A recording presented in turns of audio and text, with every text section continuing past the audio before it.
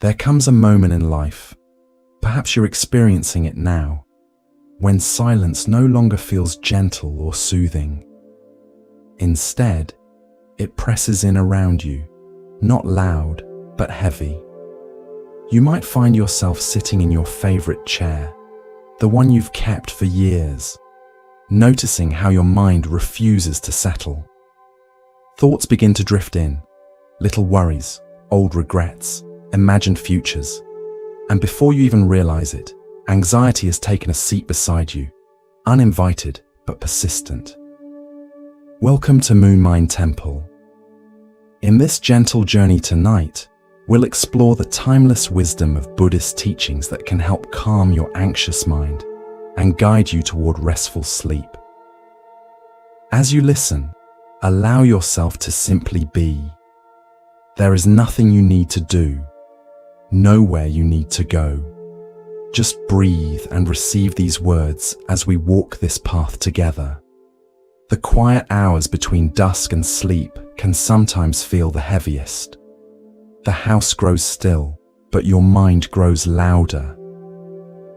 You might notice how the silence that once felt comforting now feels like a weight, pressing down, making space for all the thoughts you've been too busy to hear during the day.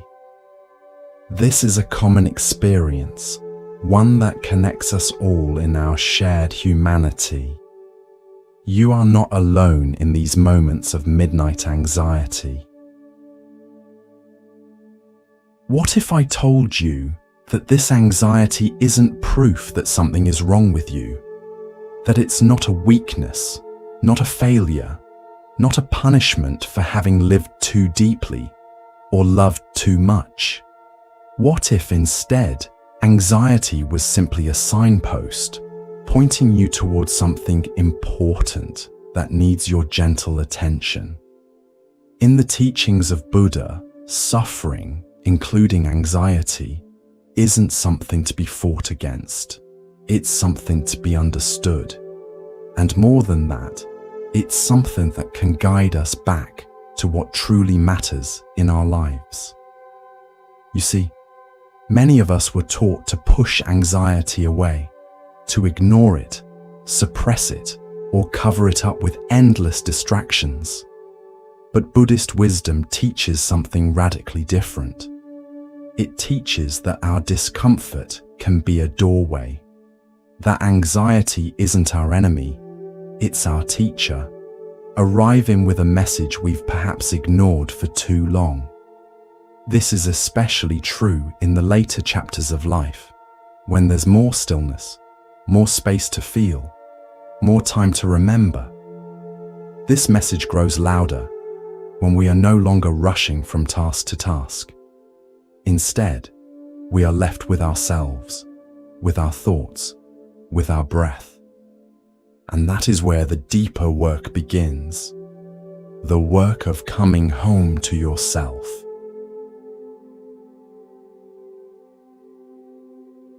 As you listen to these words, allow your body to soften.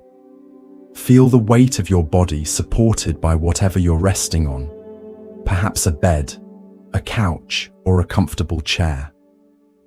Notice how your breath naturally flows in and out, without any effort on your part.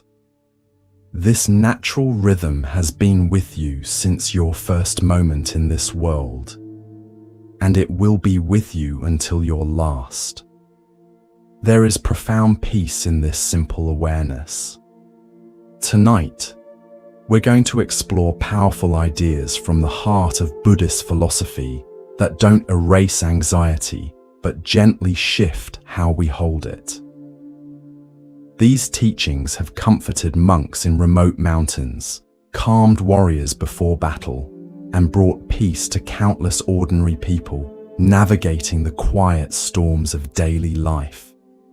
If you've ever felt trapped in your thoughts, overwhelmed by feelings you can't name, or simply exhausted from carrying the weight of worry for so long, I invite you to stay with me.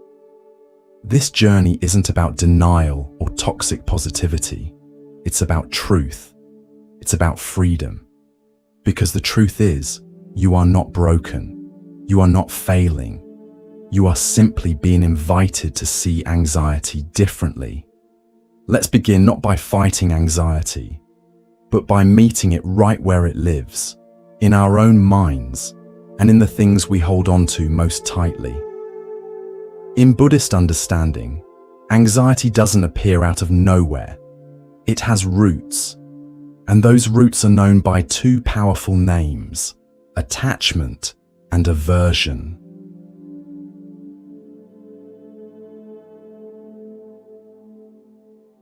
Think of attachment as the grasping hand of the mind. It clings to the things we love, to comfort, to certainty, to the people we've built our lives around. And when life threatens to change, as it always does, that grasping becomes fear. It whispers, "Don't take this from me."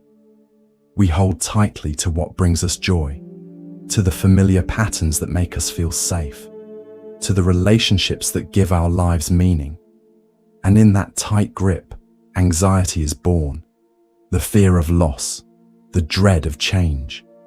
On the other side is aversion, the part of us that pushes away what we don't want. Pain, loss, illness, loneliness, even the natural process of aging. We reject these experiences. We resist them.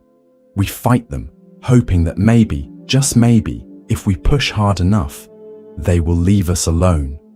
We turn away from the difficult emotions, the uncomfortable sensations, the challenging truths of being human. And in that turning away, anxiety finds another home. The fear of what we cannot control, the exhaustion of constant resistance. But this clinging and resisting is exhausting. And more than that, they don't work. As the Buddha taught, whatever is subject to arising is subject to ceasing. In other words, everything changes. Your body changes. Your relationships shift. Even your emotions, those storms that seem to last forever, will rise and fall like waves on the ocean. Yet it's our refusal to accept this truth that gives rise to anxiety. Consider the nature of change in your own life. Think of the seasons, how winter yields to spring, how summer fades into autumn.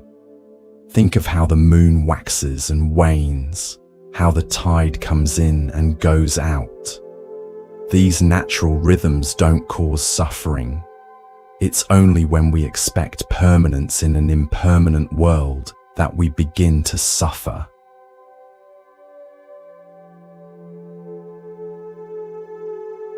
Imagine a retired man named Thomas, who used to walk the lake trail near his home every morning at 6 a.m. sharp.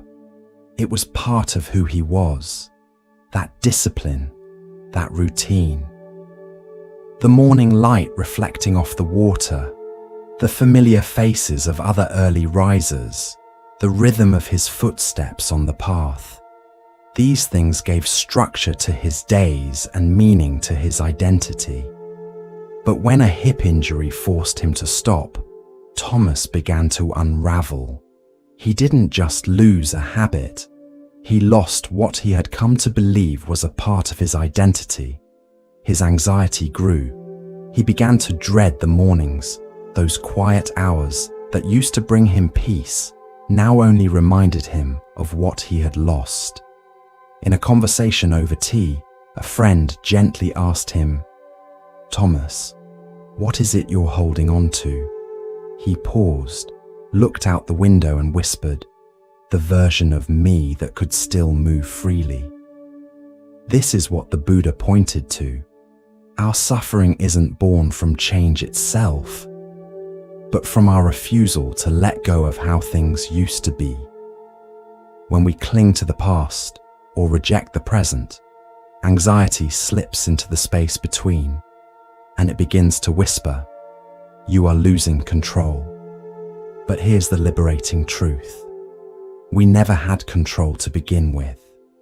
The lotus grows in muddy water, and yet it blooms in beauty. Likewise, Our peace doesn't come from keeping everything the same. It comes from learning to open our hands, to stop grasping, to stop pushing, and simply allow life to be what it is. Think of your own hands for a moment. Perhaps they're resting in your lap or by your sides. Imagine them as they are when they're grasping something tightly. The fingers curled in, the muscles tense, the energy of holding on. Now imagine those same hands slowly opening, the fingers relaxing, the palms facing upward in a gesture of receiving. This is the physical embodiment of letting go, not abandoning what matters, but holding it lightly, with enough space for it to change, to move, to be what it needs to be.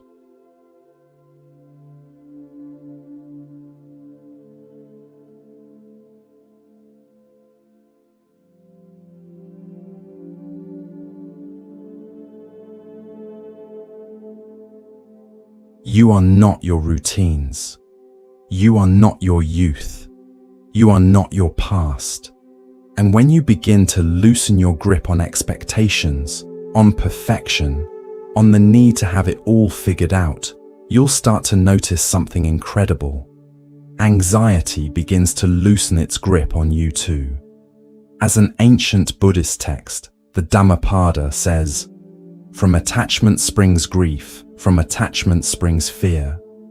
But for one who is free from attachment, there is no grief and certainly no fear." What would happen if today, even just a little, you allowed yourself to unclench the fists of your mind?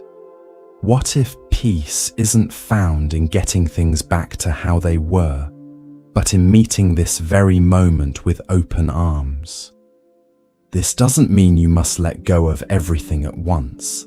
Small steps toward acceptance can bring surprising relief. Perhaps it begins with acknowledging a simple truth. Things are changing and that's natural. Perhaps it's allowing yourself to feel sad about a loss without adding the extra layer of resistance. I shouldn't feel this way. Maybe it's simply pausing in a moment of stress to open your hands, literally and metaphorically, releasing what you cannot control. Remember that letting go is not the same as giving up. It's not about abandoning what matters to you. It's about holding your experiences, your expectations, and even your identity with a lighter touch. It's about creating space for life to flow through you rather than against you. And in that space, anxiety often finds less to feed on.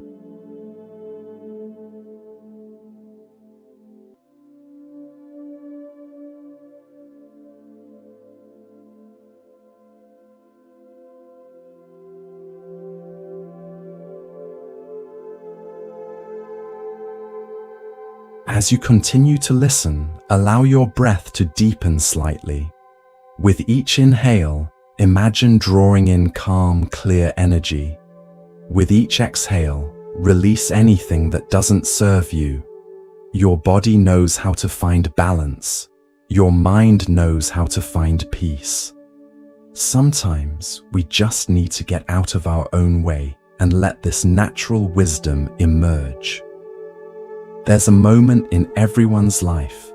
Maybe it comes in the still hours before dawn, or perhaps in the middle of a crowded afternoon, when a thought arrives uninvited and settles like a weight on the chest.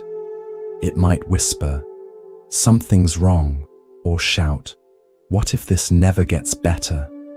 And before we know it, we are no longer living in the present moment. We are living inside that thought. It becomes a world of its own, a world filled with shadows, tension, and fear. The mind is remarkable in its ability to create entire landscapes from a single thought. One worry about health can spiral into visions of hospitals and worst-case scenarios. One concern about a loved one can expand into elaborate stories of rejection or loss. One moment of insecurity can grow into a narrative of lifelong failure. These thought worlds feel incredibly real when we're caught in them. They have texture, emotion, seeming solidity. They can make our hearts race and our bodies tense as if the imagined danger were physically present. But the Buddha, in his quiet clarity, offered a thought so simple, so gently powerful, that it can begin to unravel anxiety at its root. That thought is this. This too is just a thought.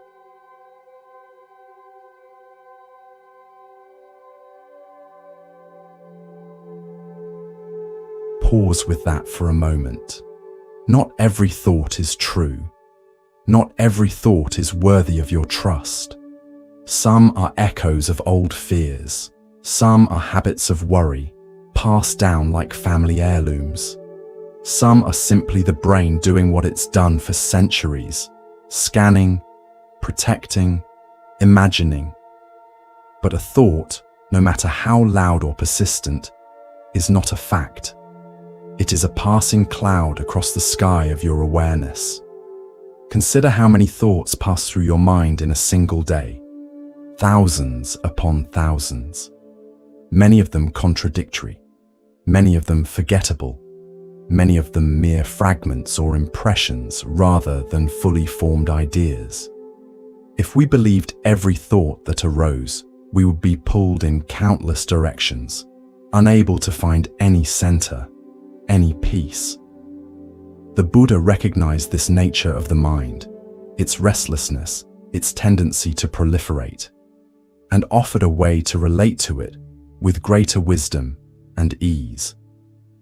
A wise teacher once said, "Don't believe everything you think. Even the thoughts that feel urgent are often just ripples on the surface of the mind. And the more we meditate, reflect, and truly observe, the more we begin to see the truth in this. Anxiety, as overwhelming as it can feel, often begins with a single thought. And that thought gains power only when we believe it without question. Imagine that each thought is like a seed. Some seeds, if planted in fertile soil and given attention, will grow into massive trees with deep roots and sprawling branches. Others, if simply noticed and allowed to pass, remain merely seeds, small, contained, harmless.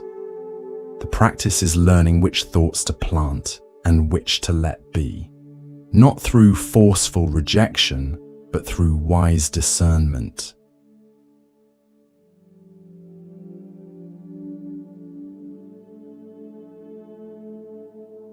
Consider the story of Marlene, 76 years old, widowed, and adjusting to a quieter life than she had known for decades. After her husband passed, she began experiencing a strange kind of fear. She would sit alone in her living room and suddenly worry, "What if I fall and no one's there? What if I forget to turn off the stove? What if I start losing my memory?" These weren't unrealistic fears. They were grounded in possibility, but they weren't happening. They were thoughts, and they arrived with a pounding heart, a tight chest, and a racing mind. In the silence of her home, these thoughts seemed to grow louder, more insistent. They would wake her at night, follow her through her morning routine, sit with her at meals. They became unwelcome companions, casting a shadow over moments that might otherwise have held peace or even joy. Marlene began to identify with these fears, thinking of herself as an anxious person now, as if anxiety had become a permanent part of who she was. Marlene began attending weekly mindfulness classes at the local community center. One afternoon, her instructor asked the group to write down a simple sentence. This thought is not me. It is just a thought. At first it felt silly, too simple to make any difference. But the teacher encouraged them to use this phrase whenever they noticed anxiety arising. Don't fight the thought, she said. Don't try to push it away. Just notice it, name it, and remember that it is not you. So Marlene tried. The next time the familiar fear arose, what if I fall?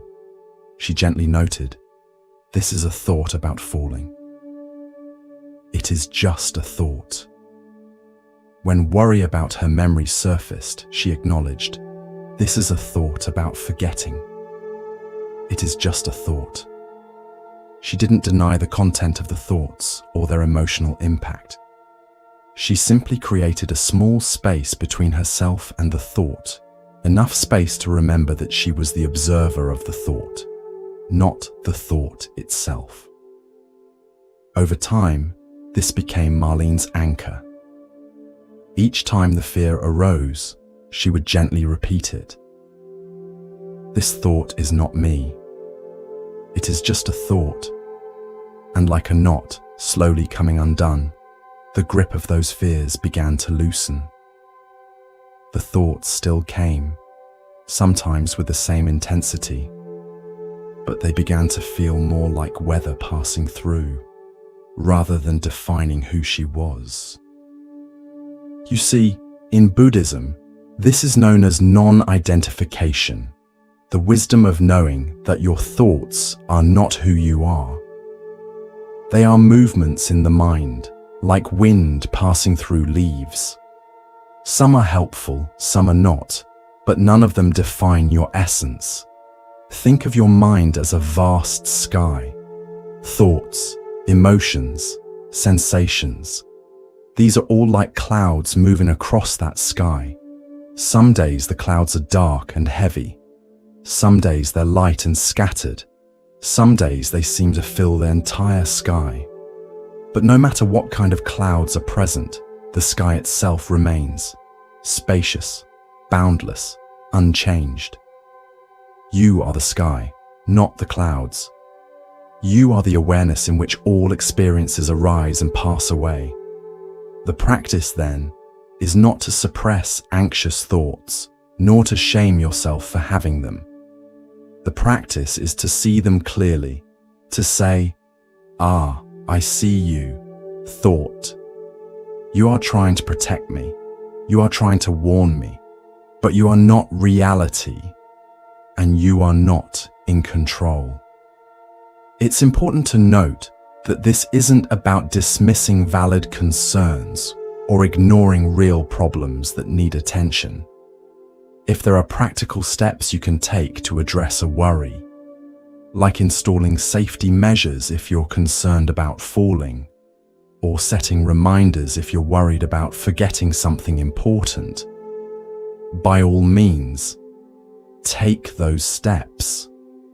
The wisdom is in recognizing the difference between helpful problem solving and the endless cycle of anxiety that continues even after you've done what you reasonably can. It's a small shift from being inside the thought to standing beside it. But this shift is everything. As the great teacher Ajahn Chah once said, if you let go a little, you'll have a little peace. If you let go a lot, you'll have a lot of peace. If you let go completely, you'll be free. When the next wave of anxiety rises, try meeting it with gentleness. Say to yourself, this too is just a thought. No battle, no panic. Just a whisper of truth in the heart of the storm. You might be surprised at how such a simple recognition can begin to transform your relationship with anxiety. Remember that this practice takes time.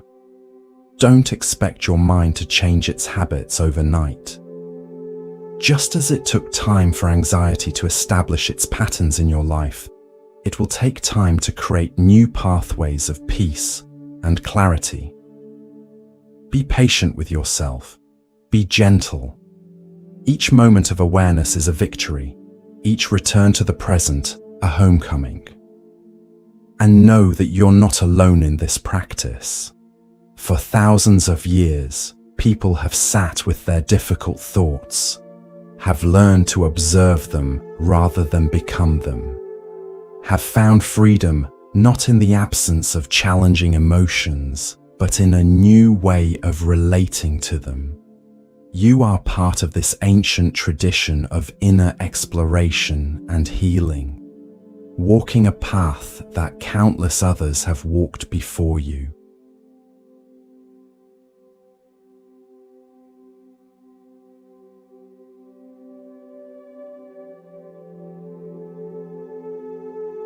Now, as you continue to listen, notice the rhythm of your breath again.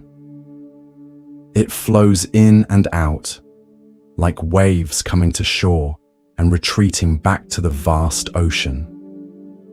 Your breath connects you to the present moment, the only place where peace ever truly resides. Anxiety often begins with something simple, a flicker of unease while sipping your morning tea, a sudden tightness in the chest while folding laundry, or a vague sense that something is off, though nothing in particular has happened. For many people, especially those who live alone or find themselves in quieter routines, this gentle hum of anxiety can sneak in like a draft under the door.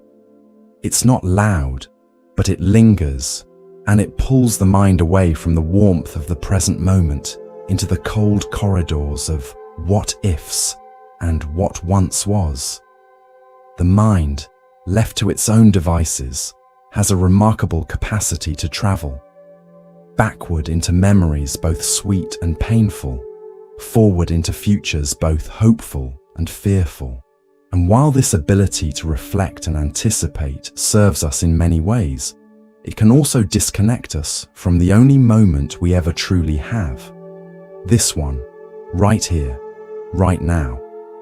But mindfulness, as taught in Buddhist tradition, offers us a doorway back into our bodies, back into our breath, back into the only place where peace ever truly lives, right here, right now. Mindfulness isn't about emptying the mind or forcing stillness. It's about becoming intimate with what is, noticing with loving attention the sensations in your body, the flow of your breath, the rise and fall of your thoughts. It's learning to be where your feet are, instead of being lost in yesterday's memories or tomorrow's fears.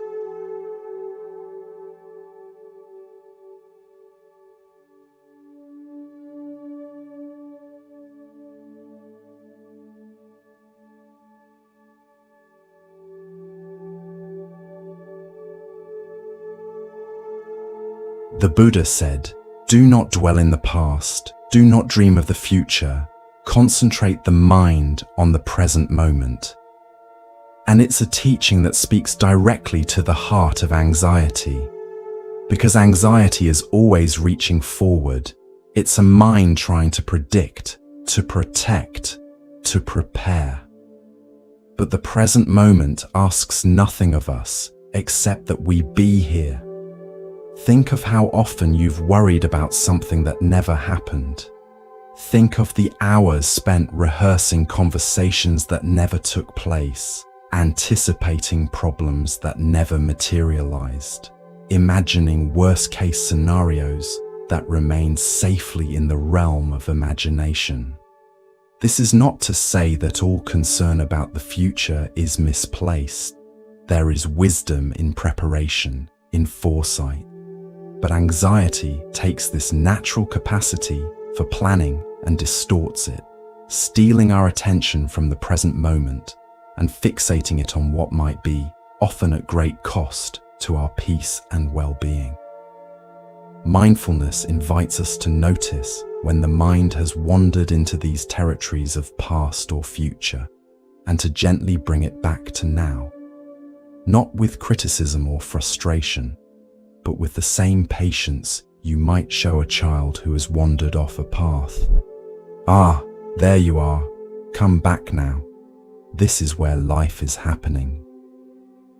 Let me share a story that might resonate with you. There was an elderly man named Frank, a retired carpenter, quiet and gentle by nature. After his wife passed away, the stillness of the house began to feel more like an echo chamber than a sanctuary. Small worries turned into spirals. What if I forget something important? What if I fall and no one finds me? What if I become a burden to my children? These thoughts took root in the empty hours of the day. Frank noticed how these worries seemed most intense in the evenings, when the house grew quiet and the activities of the day no longer provided distraction. He would sit in his armchair, the same one he and his wife had chosen together decades ago, and feel the absence of her voice, her movement, her presence. And in that absence, fear grew.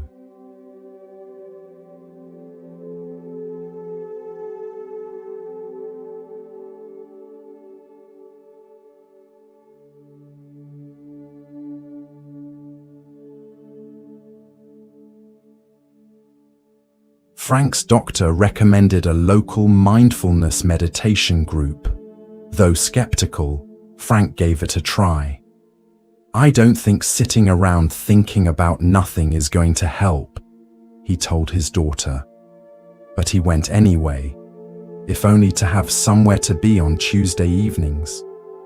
On his first visit, the teacher asked them to simply sit, close their eyes, and follow the breath.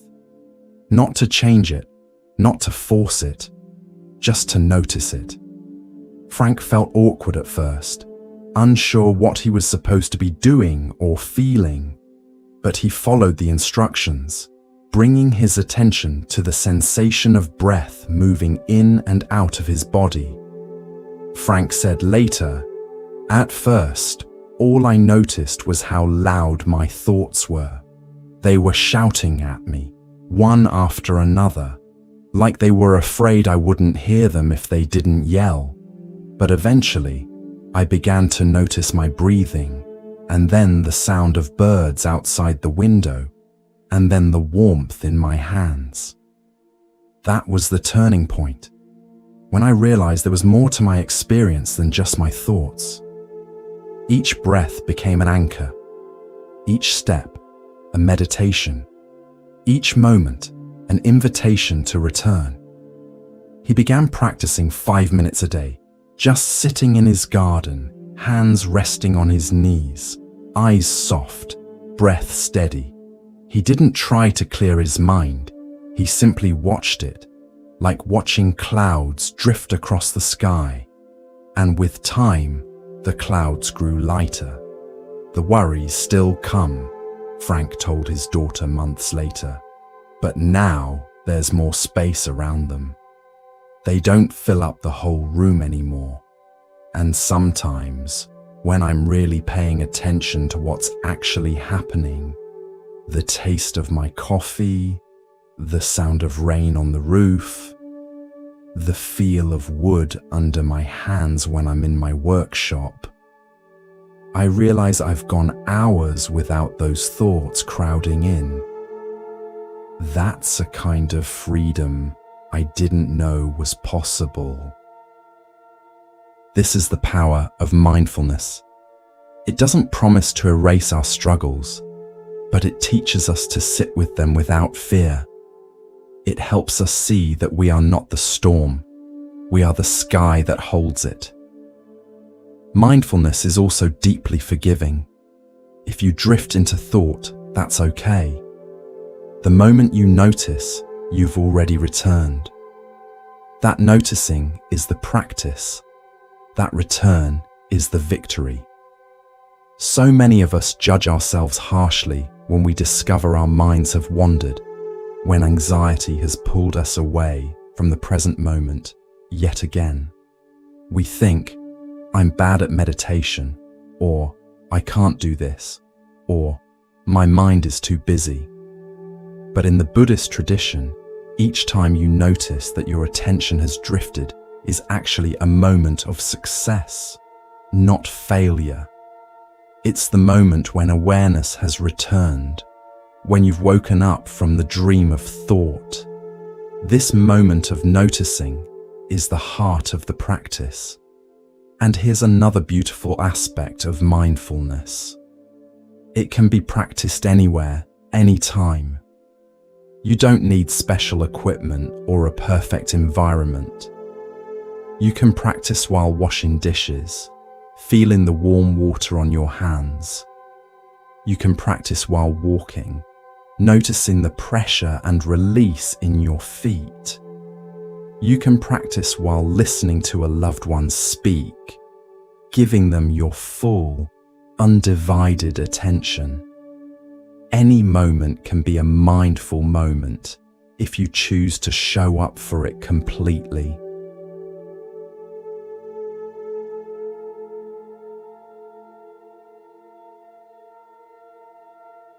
So if anxiety visits you in the quiet of your days, offer it no battle. Instead, offer your breath. Anchor yourself in what you can feel, your feet on the floor, the warmth of sunlight, the rhythm of your inhale and exhale. This is not denial. It's not escape. It's a sacred act of returning. The Zen master, Thich Nhat Hanh, reminds us, feelings come and go like clouds in a windy sky. Conscious breathing is my anchor. Try it now. Take a breath. Feel it travel through your nose. Feel your chest rise. And as you exhale, whisper to yourself, I am here, and here is enough. This simple practice, coming back to your breath, coming back to your body, coming back to this moment, is like laying down stepping stones across the turbulent river of anxiety. Each stone is a moment of presence, a moment of peace. And even if the water rushes all around, you have these stones to support your journey. Remember that mindfulness is not about achieving some perfect state of calm or eliminating all thoughts. It's about seeing clearly what is already here, including anxiety when it's present, and relating to it with awareness rather than automatic reaction. Sometimes simply acknowledging anxiety is here right now without adding judgment or resistance can begin to transform the experience.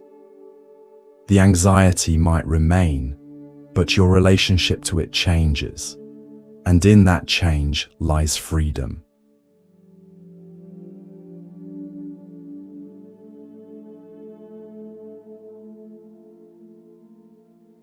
There's a quiet, relentless voice that often accompanies anxiety, and it doesn't belong to the world around us. It belongs to ourselves. It's the inner critic, whispering, "Why are you like this? You should be stronger. You're such a burden." And over time, that voice wears down the spirit, not just with fear, but with shame. You may recognize this voice in your own experience. Perhaps it speaks to you late at night, when you're reviewing the day's events and finding all the ways you feel you've fallen short. Perhaps it accompanies physical symptoms of anxiety, adding a layer of self-judgment. Other people don't get this worked up. What's wrong with me? Perhaps it compares your inner experience to what you perceive in others. Everyone else seems to have it together. Why can't I? This voice is particularly insidious because it disguises itself as wisdom, as the part of you that knows better and wants you to improve. It masquerades as helpful self-critique, as motivation, as realistic assessment. But upon closer inspection, this voice rarely offers genuine help. Instead, It traps you in cycles of shame and anxiety, making it even harder to find your way to peace. But in the teachings of the Buddha, there is a gentle, radical antidote: compassion. And not just for others, but for ourselves, especially for ourselves. You see, many people grew up in a time when emotional needs were silenced, when resilience meant stoicism, and when self-sacrifice was seen as noble. You cared for others, children, partners, aging parents, while quietly shelving your own pain, fatigue, and needs.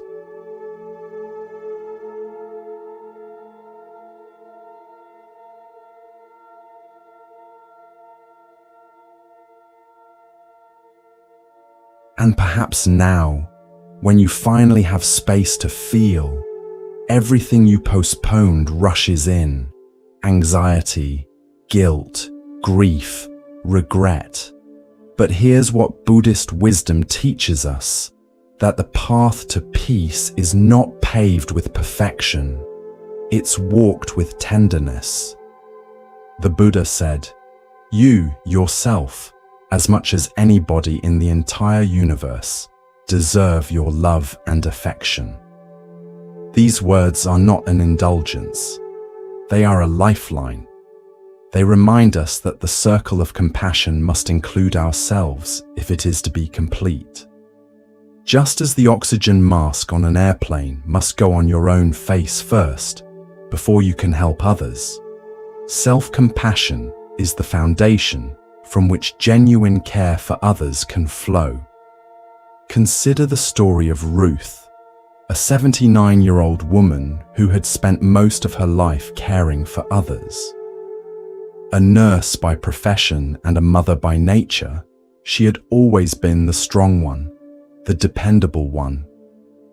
Through family crises, through her husband's long illness, through raising children and supporting grandchildren, Ruth had been the steady hand, the listening ear, the one who put her own needs last.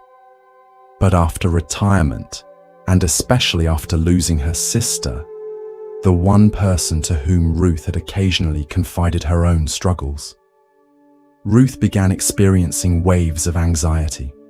She felt foolish, even embarrassed. "Why now?" she asked. "I've always kept it together. I've faced far worse than this empty house, this quiet life. What's wrong with me that I'm falling apart now, when things are actually easier?"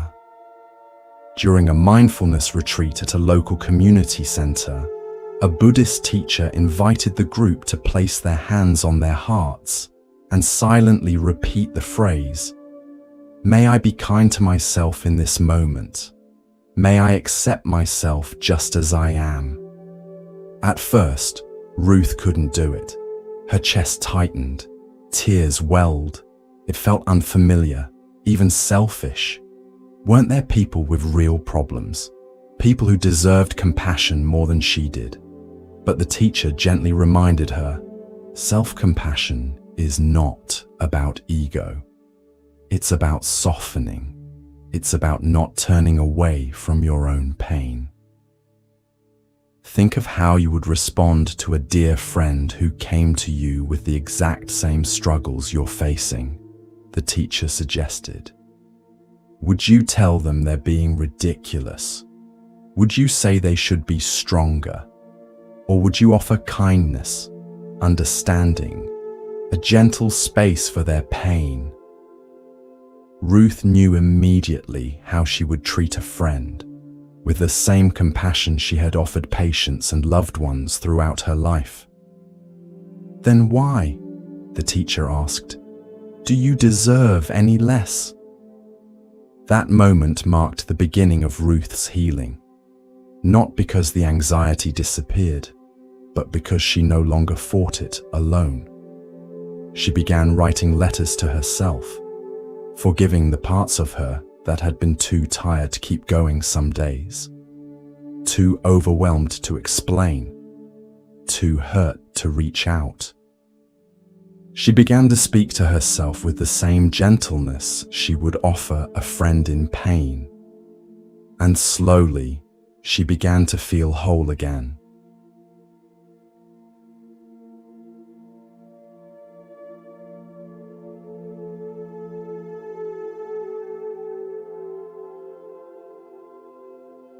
In Buddhist practice, compassion is seen as a medicine of the heart.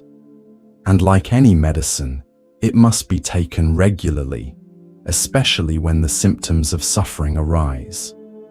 Here are a few gentle ways you can practice self-compassion in your daily life. Speak kindly to yourself, especially when you feel afraid or anxious. Replace "What's wrong with me?" with "This is hard and I'm doing the best I can." Notice the difference in how these words feel in your body. One closes down, creates tension. The other opens, creates space. Place your hand over your heart during anxious moments. It's a physical gesture of care, a reminder that you are not abandoned. Feel the warmth of your own touch, the steady beat of your heart beneath your palm. This simple action activates the body's caregiving system, releasing hormones that can help counter the stress response. Offer yourself the same grace you would offer a dear friend. If you wouldn't say it to them, don't say it to yourself. This guideline can be transformative, helping us recognize how differently we often treat ourselves compared to how we treat others we care about. The next time you notice harsh self-criticism, pause and ask, "Would I say this to someone I love?" Acknowledge your effort. You've survived so much. You're still learning. That matters. Even on days when it feels like you've accomplished little, when anxiety has consumed more energy than you'd like, recognize the courage it takes simply to keep going, to stay present, to continue seeking peace despite the challenges.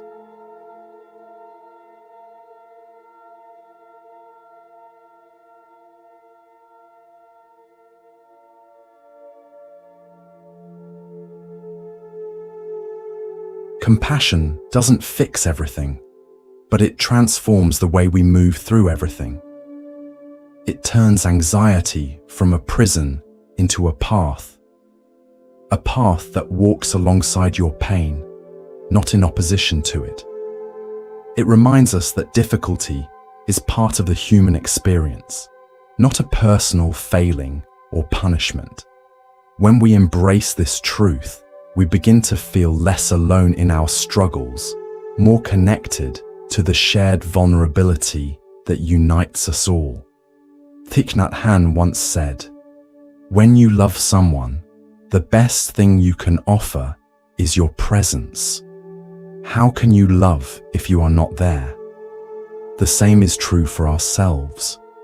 If we are not present for our own pain, who will be? If we turn away from our own suffering, abandoning ourselves in the moments we most need care, how can we truly heal? Self-compassion isn't self-pity or self-indulgence. It's not about feeling sorry for yourself or making excuses. It's about meeting your own suffering with the same dignity and care you would offer anyone worthy of respect. And you are worthy of that respect, that care, that compassion, simply because you exist, because you are here, because you are trying. So the next time anxiety knocks at your door, meet it with kindness. Offer it a cup of tea. Sit beside it. Ask what it needs, not so you can fix it, but so you can hold it gently, like a child who's frightened in the dark. Because sometimes all our inner world needs is to know that someone is still listening. And you can be that someone for yourself.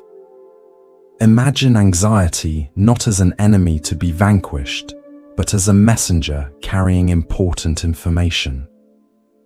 Perhaps it's telling you that you need rest. Perhaps it's highlighting a value that matters deeply to you. Perhaps it's revealing a wound that still needs gentle attention. When we meet anxiety with compassion rather than fear or shame, we create the conditions for real understanding, real healing. And remember, this practice of self-compassion is like any other skill. It grows stronger with use. It might feel awkward or even impossible at first, especially if you've spent a lifetime being hard on yourself. But with each small act of kindness toward yourself, you're creating new neural pathways, new habits of mind and heart. You're teaching yourself, moment by moment, that you deserve gentleness, that you are worthy of care, that your suffering matters and merits a compassionate response.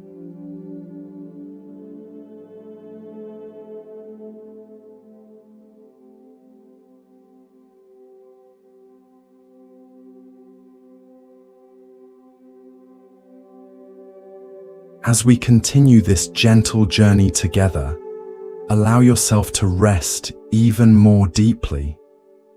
Feel the weight of your body surrendering to gravity. Notice how your breath has perhaps slowed, becoming even more peaceful and regular. There's nothing you need to do right now except receive these words and rest in this moment.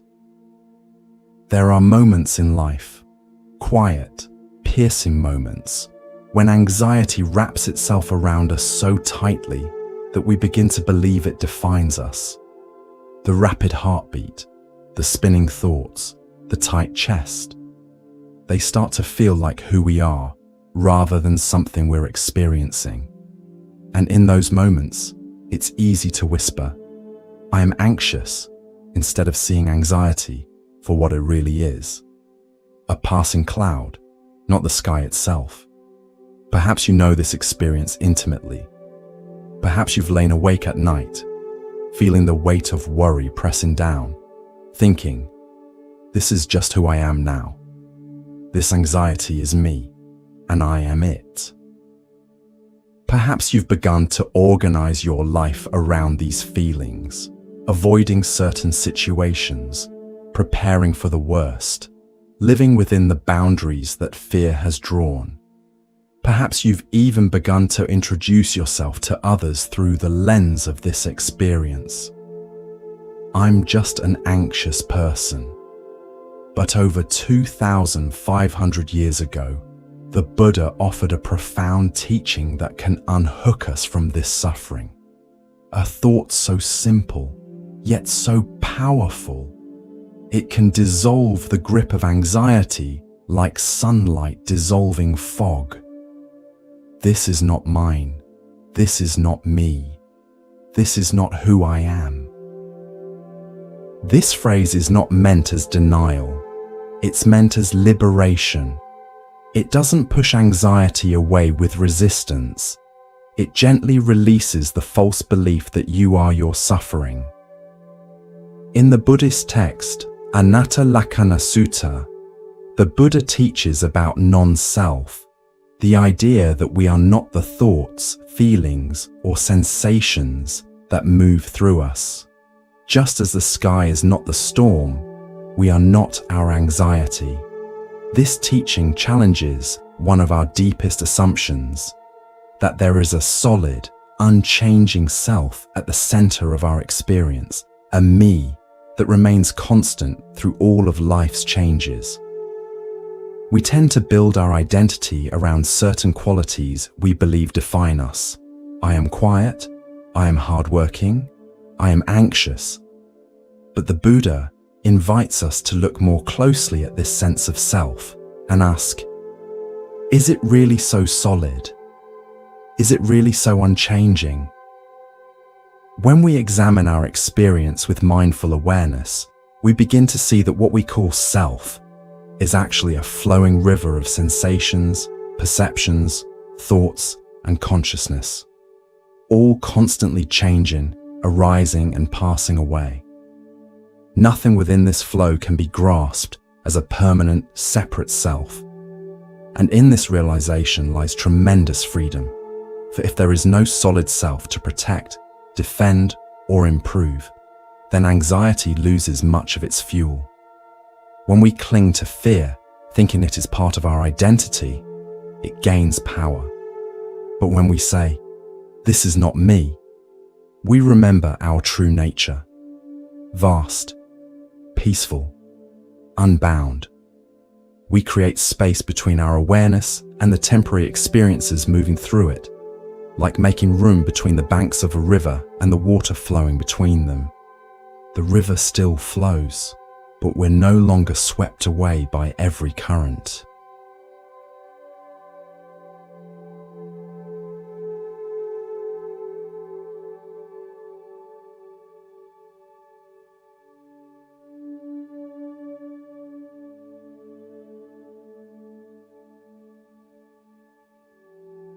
Let's bring this into a real-life story.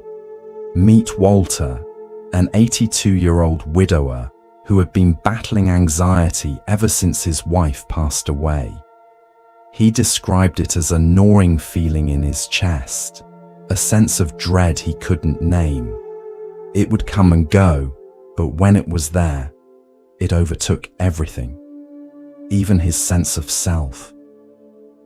"It feels like I'm disappearing into the fear," he once said.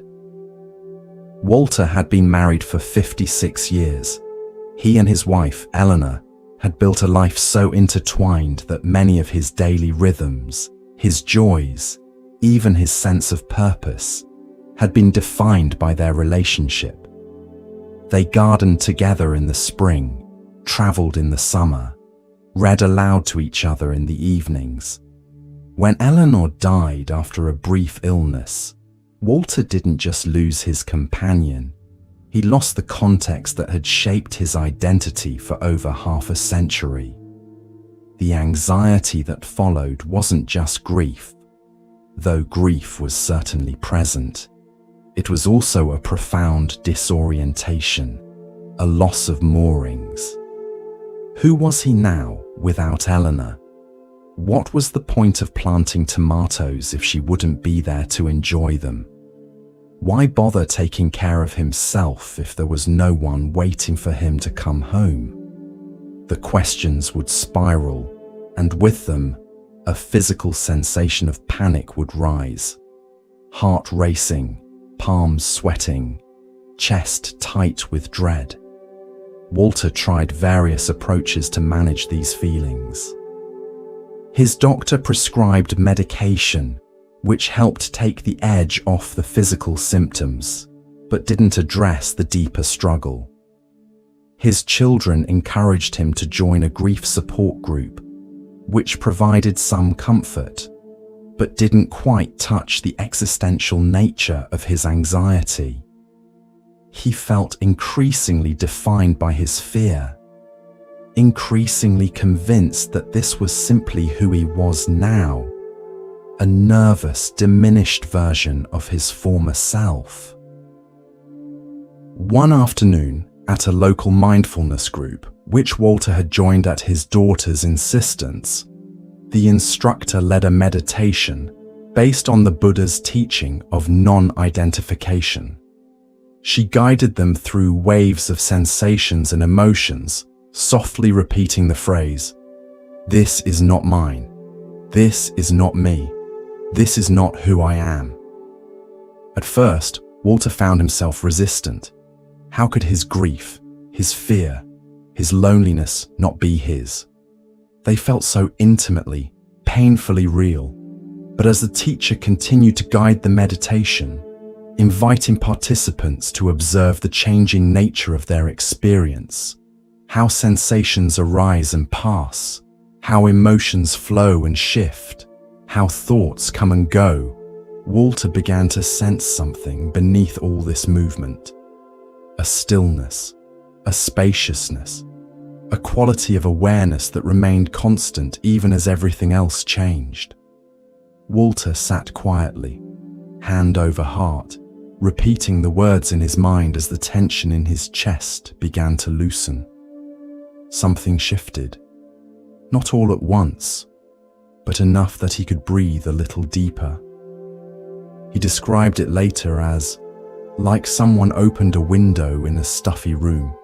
Suddenly there was fresh air. Suddenly I could breathe again. In the weeks that followed, Walter began using this practice daily. When anxiety showed up, instead of fighting it or collapsing under it, he would acknowledge it gently. Ah, here it is again. Then breathe and remember, this too will pass. This is not who I am. And each time, the storm grew a little less fierce.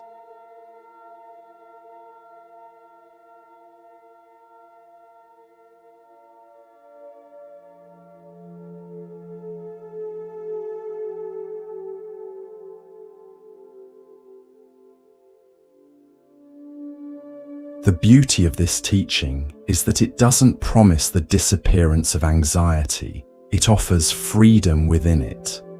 The Buddha never said we wouldn't experience fear or sorrow, but he did show us how not to suffer unnecessarily because of them. There's an important distinction here between pain and suffering. Pain is the initial experience, the loss, the fear, the discomfort. Suffering is what we add to that experience through resistance, aversion, and identification. When we believe we are our anxiety, we suffer. When we recognize anxiety as a passing experience that we're aware of but not defined by, the suffering begins to dissolve, even if the initial discomfort remains. Let's break the phrase down. This is not mine. This means we don't own the emotion. It's not our possession. It's not something we have to protect or defend. It's just something arising, like a wave on the ocean. Just as we don't claim ownership of the sunset or the sound of rainfall, we can learn to witness anxiety without claiming it as mine. This simple shift from my anxiety to the anxiety that's present right now creates a subtle but powerful distance, enough space to breathe. This is not me. This points to the deepest truth. We are not defined by this emotion. We are not broken. We are not flawed. We are the observer, not the turbulence. Anxiety may be moving through your awareness, just as clouds move across the sky. But it is not who you are. Your essential nature remains clear, spacious, and untroubled, like the sky itself, vast enough to hold any weather without being diminished by it. This is not who I am. Our identity is not made of fear, anxiety, or sorrow. Beneath all of it is our awareness, still, compassionate, steady. This doesn't mean denying the reality of our human experience, with all its complexity and challenge. It means recognizing that at our core, we are more than any temporary state, more than any passing emotion, more than any limited identity we've constructed or accepted.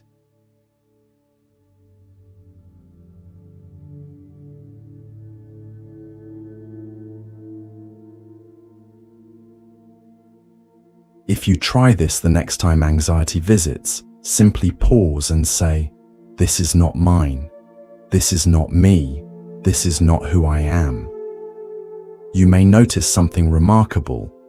The emotion may still be present, but its power to define you begins to fade.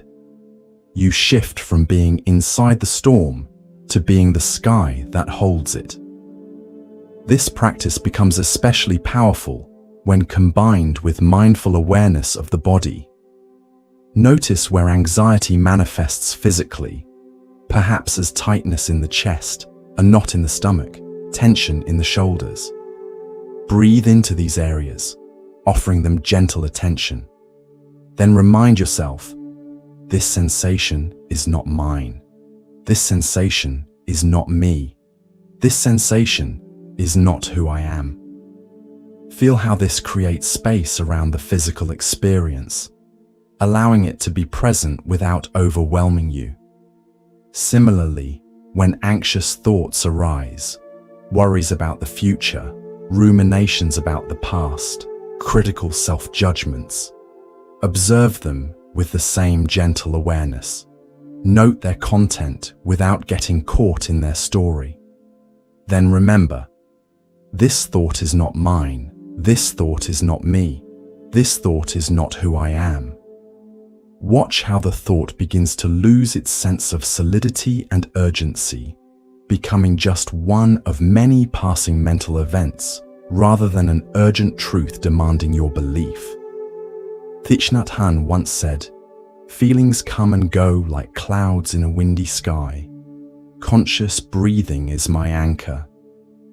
And so it is with this thought. It becomes a lighthouse in the fog, a compass when you're lost in your mind.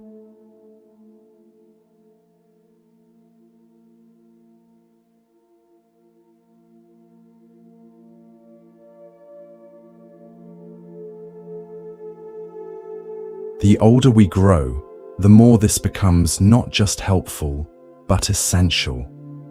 Because life brings new uncertainties, unexpected loneliness, changing bodies, and the inevitable goodbyes. But none of these make us less whole. None of them diminish who we truly are. Think of the many changes you've moved through in your lifetime. The child you once were, the young adult finding your way, the middle-aged person navigating responsibilities, the elder you are now. All these versions of yourself have come and gone, yet something essential has remained. Something has witnessed all these changes without itself changing. This witnessing presence, this awareness, is what Buddhist practice points to as your true nature. Not the changing forms of your life, but the consciousness that has known them all. The thought, "This is not mine, this is not me, this is not who I am," isn't just for moments of panic. It's a mantra for liberation, for reclaiming your space, for remembering your essence, peaceful, aware, eternal. Because in truth, you were never your anxiety. You are the calm that remains when the wave recedes. You are the sky that holds every passing cloud. You are still here, as you have always been, beneath all the movement of life. It's one thing to hear a teaching that stirs the heart, that feels true, like a breeze through an open window after a long, stuffy silence. But it's another thing entirely to carry that teaching into daily life, where the dishes pile up, the phone rings, the aches remind you of time's quiet hand, and the heart, oh, the heart, still trembles sometimes. This is where the real work begins, and it is also where the greatest peace can be found. The Buddha was never interested in lofty ideas for their own sake. His wisdom was always meant to be lived, in the marketplace, in the home, on the path through the forest, in the very midst of ordinary human life, with all its complexity and challenge. And so this phrase, "This is not mine, this is not me, this is not who I am," is not just something to remember when meditating or reading spiritual texts. It is something to bring with you into the mess and the miracle of everyday life. It's a practice for the 3 a.m. worry session, for the moment of tension in a difficult conversation, for the flash of fear when you receive concerning news, for the subtle anxiety that colors an otherwise ordinary day. Let's begin simply with a practice that's both gentle and powerful. Something you can do even now as you listen. Something you can return to again and again in moments of need.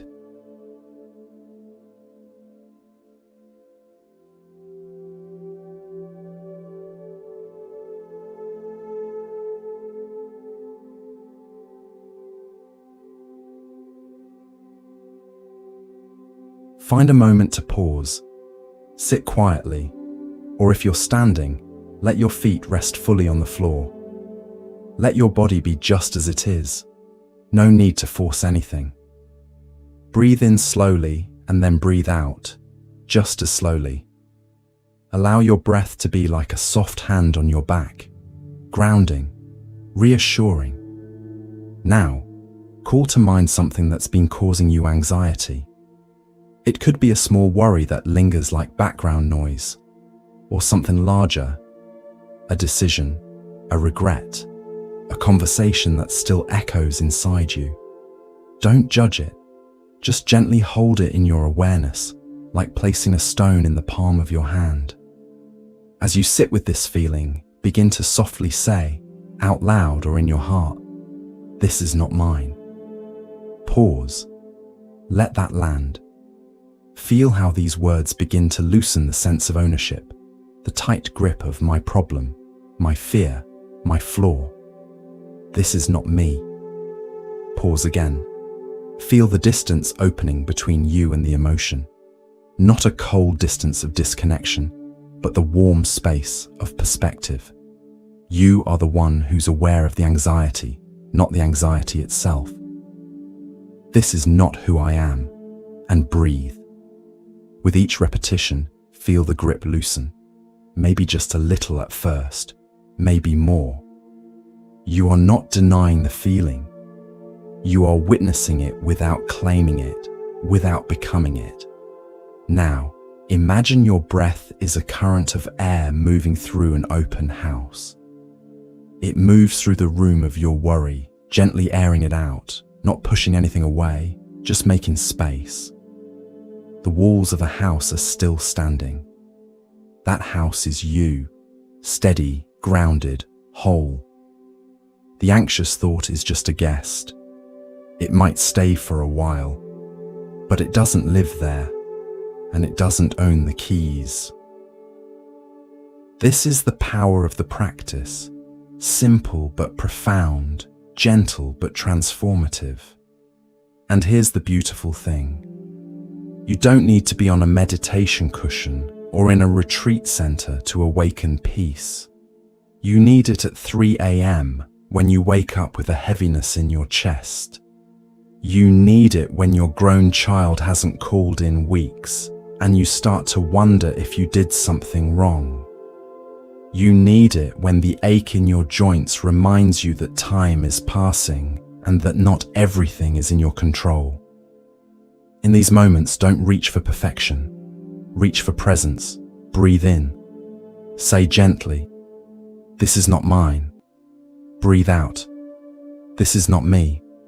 Breathe again. "This is not who I am." Then return to whatever is in front of you.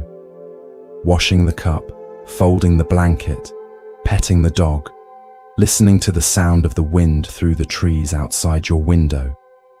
In this way, the practice becomes seamless. Not a separate act, but a way of walking through your life. It becomes a thread of clarity woven into the fabric of your days, a quiet remembrance that returns whenever you need it. You are not your anxiety. You are the awareness in which anxiety appears and dissolves, like morning fog in sunlight.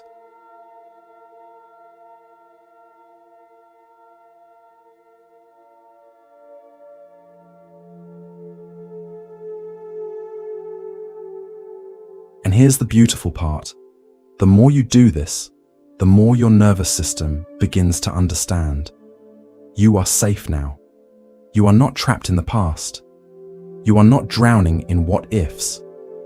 You are right here, breathing, alive, whole. Each time you remember, "This is not mine.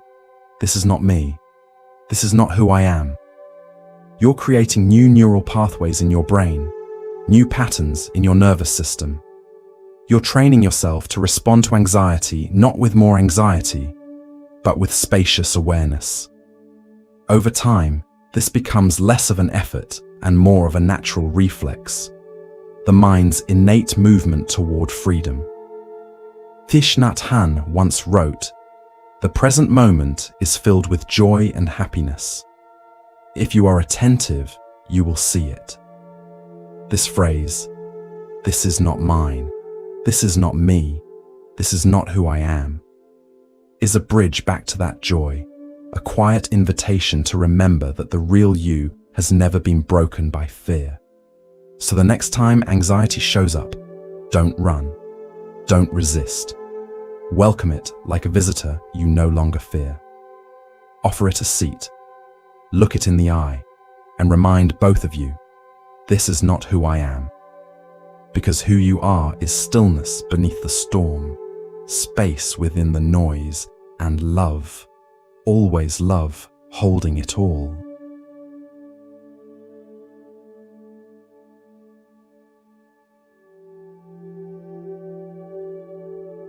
Now let's turn our attention to another powerful teaching from the Buddhist tradition, one that complements and deepens our understanding of non-identification. This is the teaching of impermanence, or anicca in Pali, the language the Buddha spoke. Impermanence points to the truth that everything in our experience is constantly changing, arising, and passing away in an endless flow of transformation. This teaching is not meant to be depressing. On the contrary, it's meant to be liberating. When we truly understand and accept the impermanent nature of all things, including our thoughts, emotions, sensations, and circumstances, we can begin to hold our experiences more lightly. We can learn to dance with life rather than struggling against its natural rhythms. Anxiety often thrives on the illusion of permanence. It whispers, "This feeling will never end," or "I'll always be this way," or "Things will never get better." These thoughts create a sense of being trapped, of enduring suffering without end. But the truth of impermanence offers a different perspective. It reminds us that no state, however intense or uncomfortable, lasts forever. Everything changes. Everything passes. This too, this anxiety, this fear, this pain, will transform, as all things do.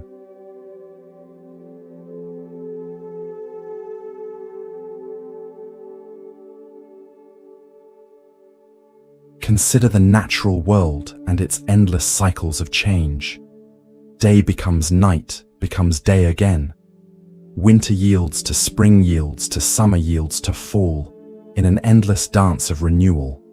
The moon waxes and wanes, clouds gather and disperse, tides rise and fall. Even mountains, which seem so solid and unchanging, are slowly being shaped by wind and water, gradually transforming over time. Your own body is a testament to impermanence. The cells that make up your physical form are constantly being replaced. The breath moves in and out, never the same breath twice. Sensations arise, linger for a moment, and dissolve. The child you once were has grown into the adult you are now, and that process of change continues with each passing day. Nothing stays the same. Your mind, too, is always changing. Thoughts appear and disappear like bubbles rising to the surface of water. Emotions surge and recede like waves on the shore. Even in the midst of anxiety that feels overwhelming and endless, there are moments, perhaps just flickering instants, when the grip loosens, when the mind clears, when peace is present.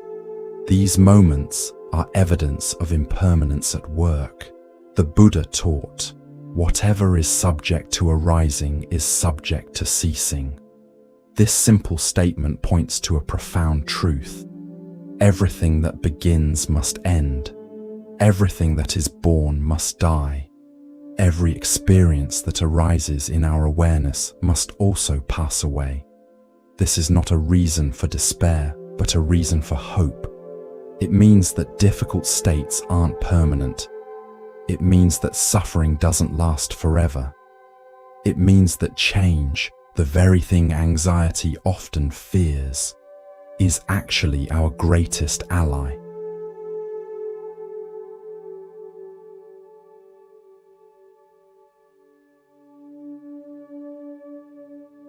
Let me share a story that illustrates this teaching. There was a woman named Maya, 70 years old, who had struggled with insomnia and anxiety for much of her adult life.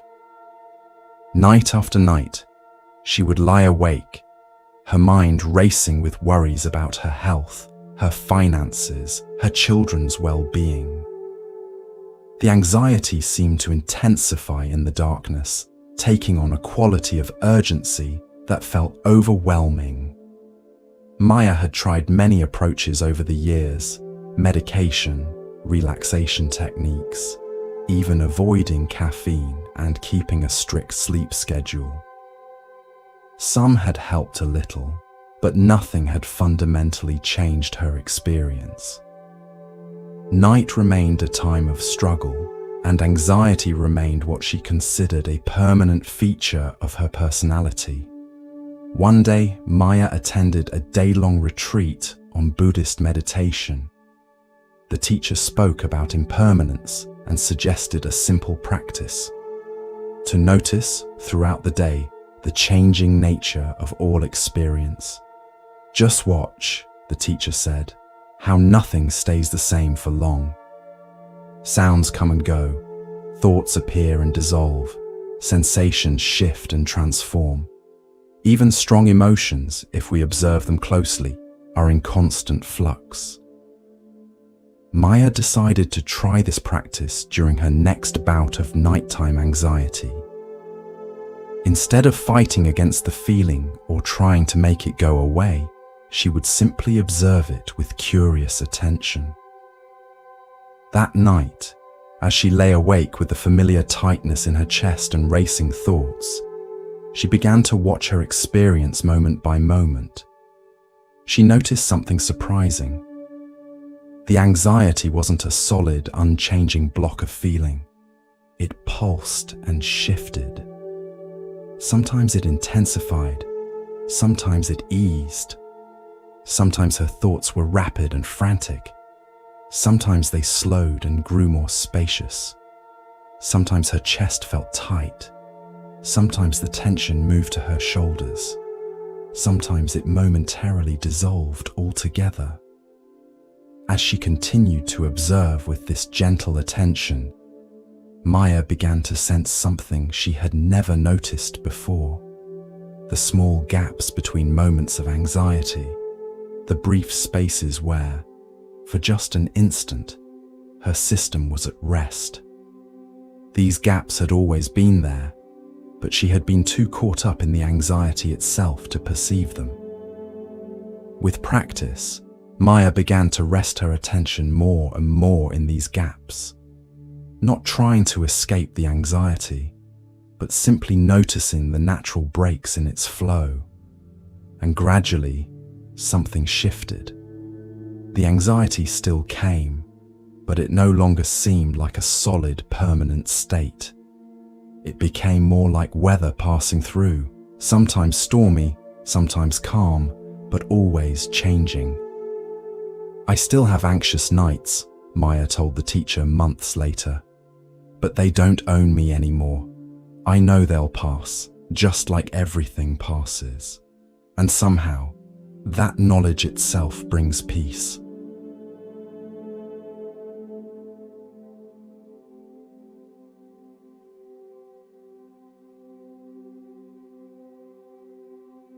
This is the liberation that comes from truly understanding impermanence.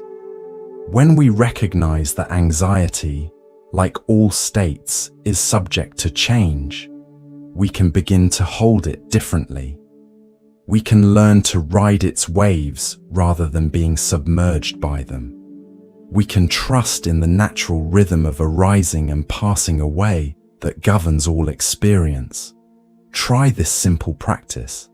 The next time anxiety arises, Rather than immediately trying to make it go away, observe it with gentle curiosity. Notice how it changes from moment to moment. Is it getting stronger or weaker? Is it moving in your body? Are there brief instants when it's not there at all? Just as you might watch clouds moving across the sky, watch the shifting nature of the anxiety itself. As you practice this way, you may begin to discover what Maya discovered, that anxiety is not a solid, permanent state, but a flowing process, constantly changing. And with this discovery comes a profound sense of freedom. If anxiety isn't permanent, you don't need to fear being trapped in it forever.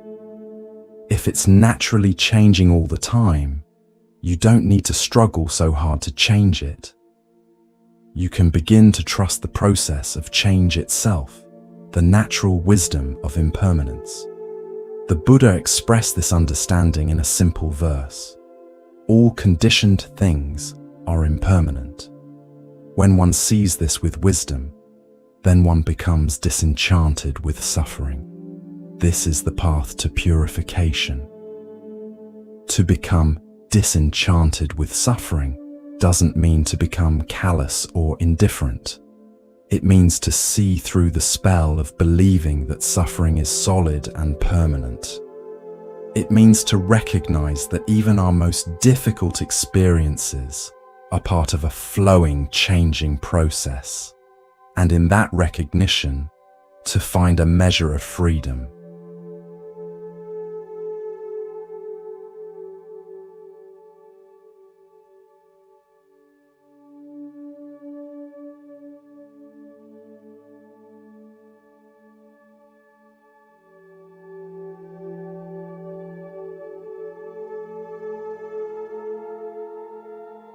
Closely related to the teaching of impermanence is another core Buddhist concept, non-attachment or letting go.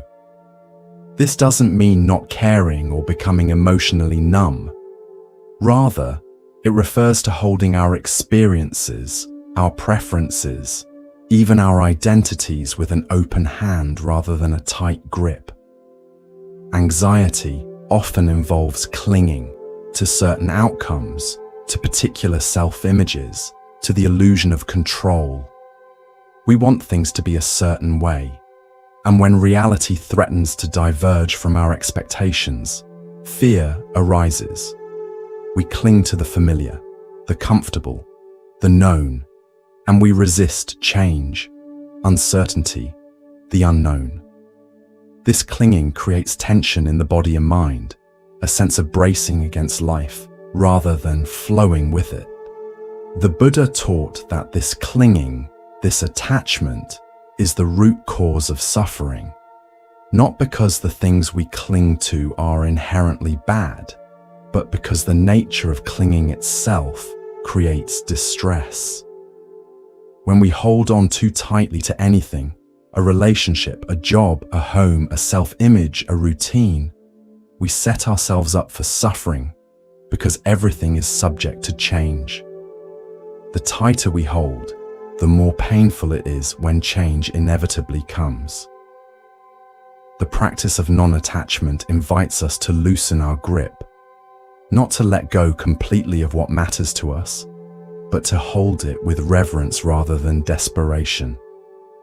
To love without clinging, to care without controlling, to live fully without demanding guarantees.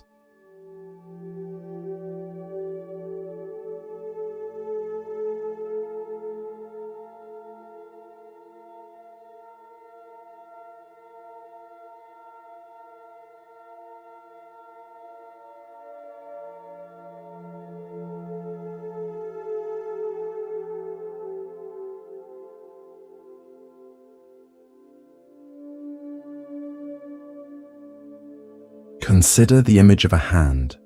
When it's clenched into a fist, it can't receive anything new. It's tight, tense, closed. But when it opens, relaxing the fingers and turning the palm upward, it can both give and receive freely. There's a spaciousness, a readiness, a capacity for engagement without grasping. This open hand represents the quality of non-attachment. Not withdrawal, not indifference, but a way of relating to life with both full engagement and deep allowing. We care, we love, we participate, but we don't cling. We recognize that everything is in flow, that nothing can be permanently possessed or controlled, and we make peace with that fundamental truth. Anxiety often eases when we practice this kind of letting go, when we stop trying to control what cannot be controlled, when we stop demanding certainty in an inherently uncertain world, when we stop clinging to fixed ideas about who we are and how life should be. There's a profound relief in surrendering to the flow of life, in trusting the process rather than trying to manage every outcome. Let me share another story that illustrates this teaching. There was a man named David, 68 years old, who had built a successful career as an architect. His work had been his primary identity for decades. He took pride in his designs, his reputation, his contribution to the built environment. But age and changing market conditions were making it increasingly difficult to secure the kind of projects he was used to handling. As work began to slow down, David experienced intense anxiety, his mind filled with worries. Am I becoming irrelevant? What's my value if I'm not working? Who am I if I'm not an architect? He found himself clinging desperately to his professional identity, fighting against the natural transition that was occurring. The more he clung, the more he suffered.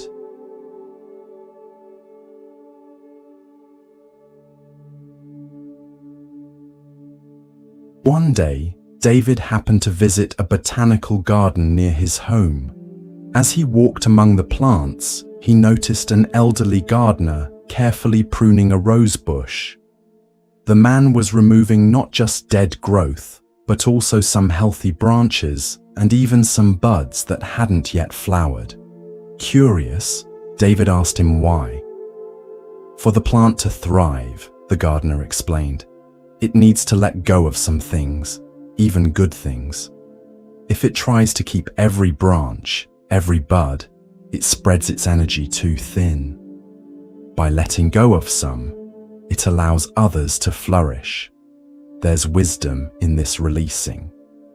Something in the gardener's words resonated deeply with David. He began to wonder if his clinging to his full-time professional identity was preventing other aspects of his life from flowering. What might emerge if he loosened his grip on who he thought he needed to be?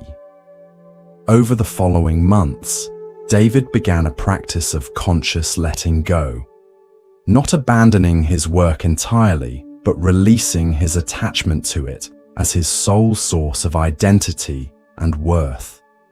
He began to explore other interests, photography, volunteering at a community design center, spending more time with his grandchildren. As he allowed himself to let go of who he had been, he began to discover who he might become.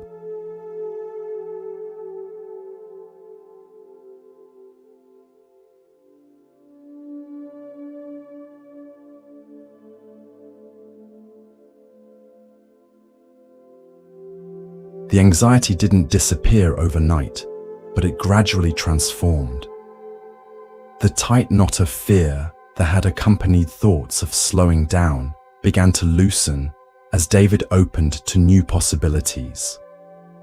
I'm still an architect, he told a friend, but I'm also many other things. And I'm discovering that letting go isn't the same as losing. Sometimes it's making room for something new. This is the wisdom of non-attachment, of letting go, not abandoning what matters, but holding it more lightly. not withdrawing from life, but engaging with it more freely, without the constriction of clinging. When we release our tight grip on how things should be, including how we think we should feel, what we think we should be doing, who we think we should be, we create space for life to unfold in ways we might never have imagined. The Buddha taught, in the end, only 3 things matter: how much you loved, how gently you lived, and how gracefully you let go of things not meant for you. This letting go is not a single event, but an ongoing practice, a continual releasing of what no longer serves, what no longer fits, what no longer reflects the truth of who we are becoming. Try this simple practice. Bring to mind something you've been clinging to, perhaps a self-image, an expectation, a particular outcome you're anxious about. Now, imagine holding it in your open hands, not grasping, just supporting. Acknowledge its importance to you, but also your willingness to allow it to change, to evolve, even to leave, if that's what's needed. Feel the spaciousness that comes with this open-handed holding, the breath that flows more freely, the heart that beats more easily. Non-attachment doesn't mean not caring. It means caring without clinging, loving without demanding, living without bracing against change. And in this openness, anxiety often finds less fuel for its fire.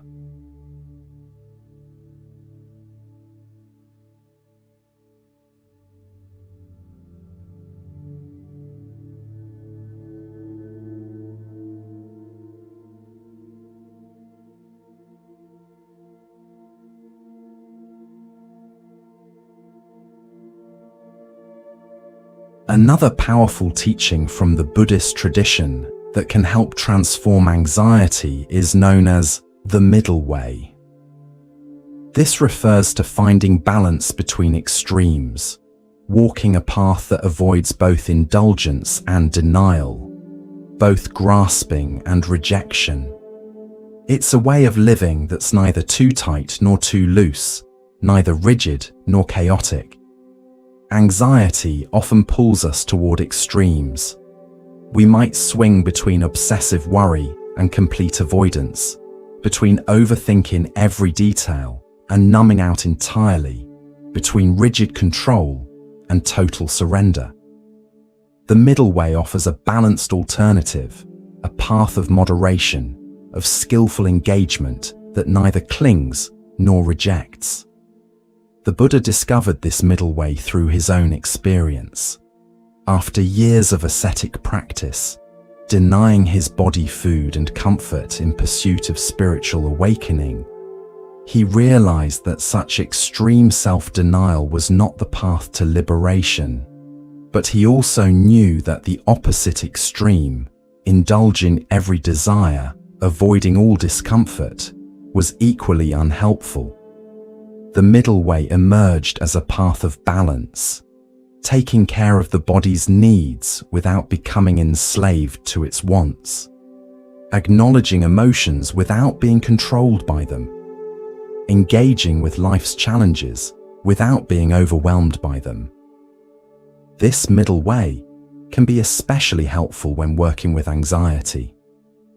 Instead of fighting against anxious feelings, one extreme, or being completely overtaken by them, the other extreme, we can find a middle path, acknowledging the anxiety's presence without giving it more power than it deserves, attending to its message without believing everything it says, taking appropriate action without letting fear make our decisions.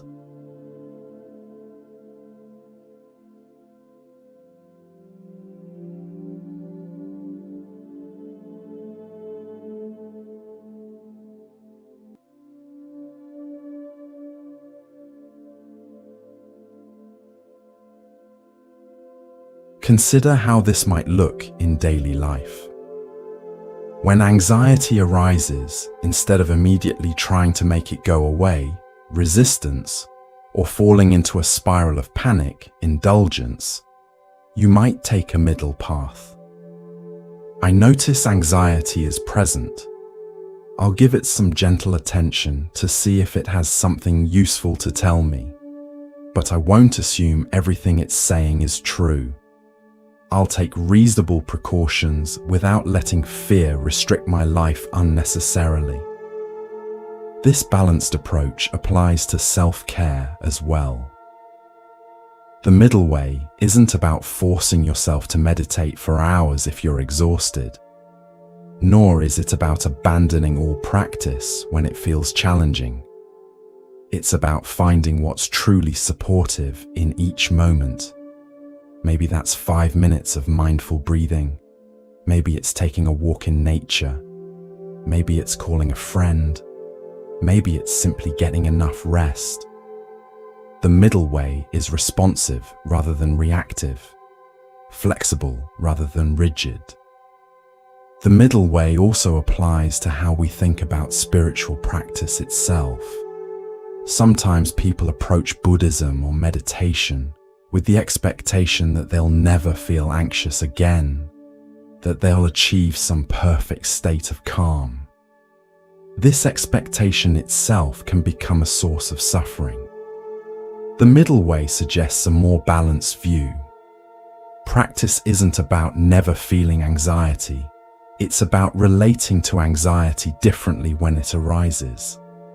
It's not about reaching some perfect state. It's about meeting each moment with greater awareness and compassion.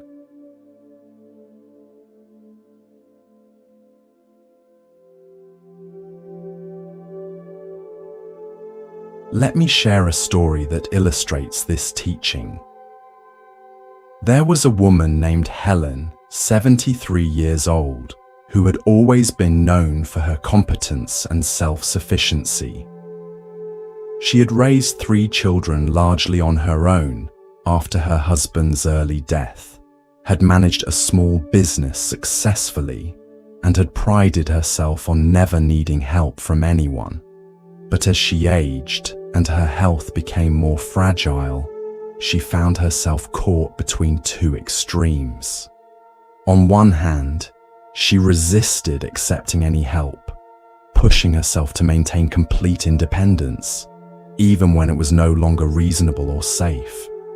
On the other hand, she found herself overwhelmed with anxiety about becoming a burden to her children, sometimes catastrophizing about ending up completely dependent on them. She swung between stubborn self-reliance and fearful anticipation of total helplessness. A friend who practiced Buddhism suggested that Helen might be looking for a middle way. There's a path between doing everything yourself and doing nothing, the friend said gently. There's a way to accept some help without giving up your autonomy. Both extremes, refusing all support and fearing complete dependence, are causing you suffering. Helen began to explore what this middle way might look like in her life. She started small, allowing her daughter to drive her to medical appointments, while still managing her daily routine independently. She hired a neighborhood teenager to help with yard work, while continuing to tend her beloved flower garden herself.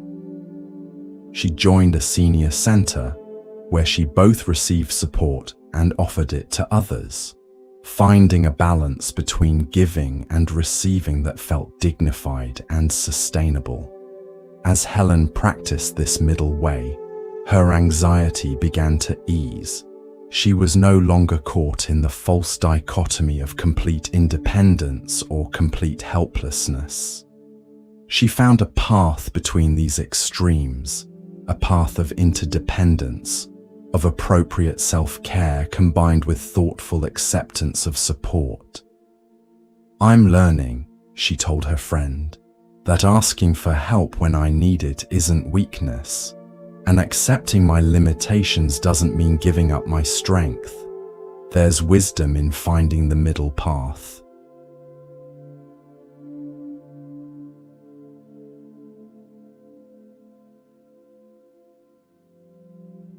This is the promise of the middle way, not perfection, but balance.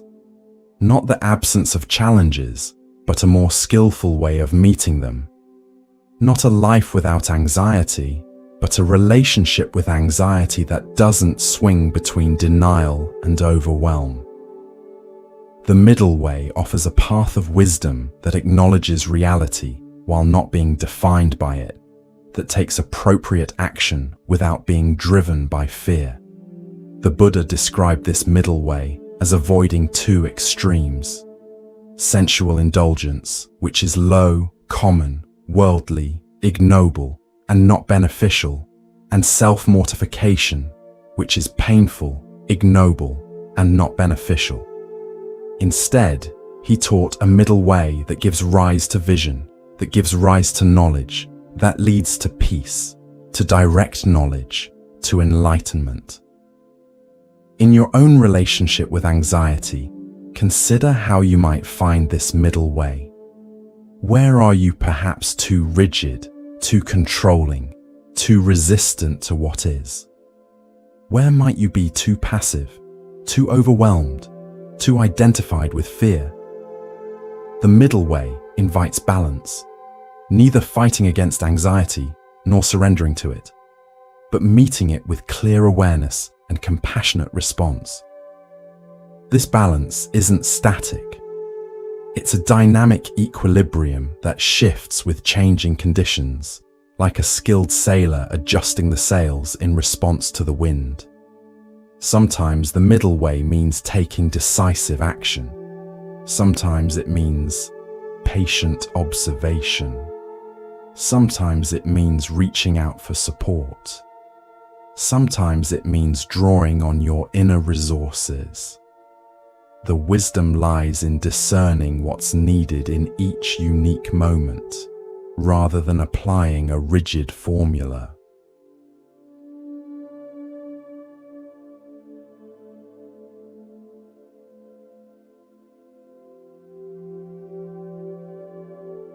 As we deepen our exploration of Buddhist wisdom for working with anxiety, let's turn to another powerful teaching: the recognition of interconnectedness, or what's sometimes called interbeing. This teaching points to the profound truth that nothing exists in isolation. Everything is connected to everything else, arising together in a vast web of mutual dependence. Anxiety often thrives on a sense of isolation. When we're caught in fear, we may feel cut off from others, alone with our struggles, separate from the flow of life. We may believe that our pain is uniquely ours, that no one else could understand, that we must face our fears in isolation. This sense of separation itself intensifies suffering, adding loneliness to anxiety, disconnection to fear. But the Buddha's teaching on interconnectedness offers a different perspective. It reminds us that we are never truly alone, that our lives are woven together with countless others, that our very existence depends on an infinite network of relationships. From the air we breathe to the food we eat, from the words we speak to the thoughts we think, everything arises in connection, in relationship, in mutual dependence. When we recognize this truth of interconnectedness, anxiety begins to shift. The sense of being a separate self facing overwhelming challenges loosens, replaced by an awareness of being held in the web of life, supported by countless seen and unseen connections. We begin to feel less isolated in our struggles, more attuned to the shared nature of human experience.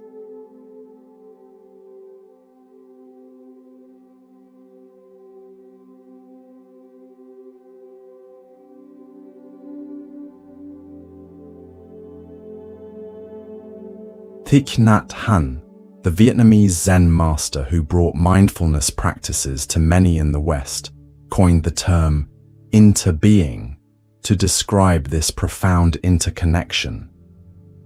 He would often use the example of a sheet of paper to illustrate the concept. If you are a poet, you will see clearly that there is a cloud floating in this sheet of paper. Without a cloud, there will be no rain. Without rain, the trees cannot grow, and without trees, we cannot make paper. He would continue tracing these connections: the logger who cut the tree, the wheat that became bread to feed the logger, the sun that nurtured the wheat, and so on in an endless web of relationships. Nothing exists by itself. Everything inter-is. This recognition can be deeply comforting when anxiety arises. Instead of facing fear as an isolated individual, we can remember our place in the larger whole, our connection to all life. We can draw strength from these connections, finding support not just in human relationships, but in our fundamental belonging to the earth, to the elements, to the vast flow of life itself. Let me share a story that illustrates this teaching. There was a man named Robert, 70 years old, who lived alone in a small apartment after his wife's death. His adult children lived in distant cities, and though they called regularly, he spent most of his days in solitude. Gradually, a pervasive anxiety began to color his experience.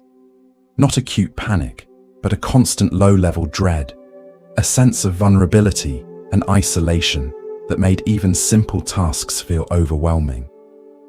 One spring morning, unable to bear the confines of his apartment any longer, Robert went to a nearby park. He sat on a bench, watching people pass, families with children, joggers, dog walkers, other elderly people enjoying the sunshine. As he sat there, something began to shift in his awareness.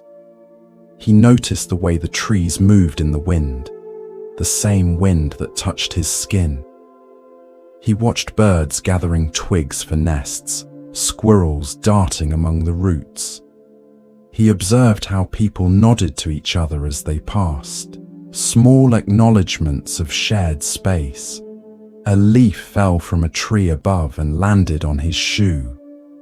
Robert picked it up, examining its intricate pattern of veins, its connection to the branch now severed but still evident in its form. Something about this leaf, its journey from seed to tree to ground, its participation in the cycles of growth and decay, spoke to him of a belonging deeper than his momentary isolation. The next day, Robert returned to the park, and the day after that. He began bringing breadcrumbs for the birds, exchanging greetings with the regular morning walkers. He noticed how his mood lightened with these small connections. The anxiety didn't disappear entirely, but it no longer dominated his experience.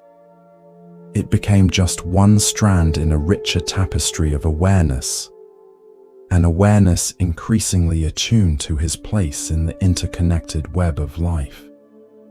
This shift in perspective, from isolated individual to participant in a vast web of relationships, is at the heart of the Buddhist teaching on interconnectedness.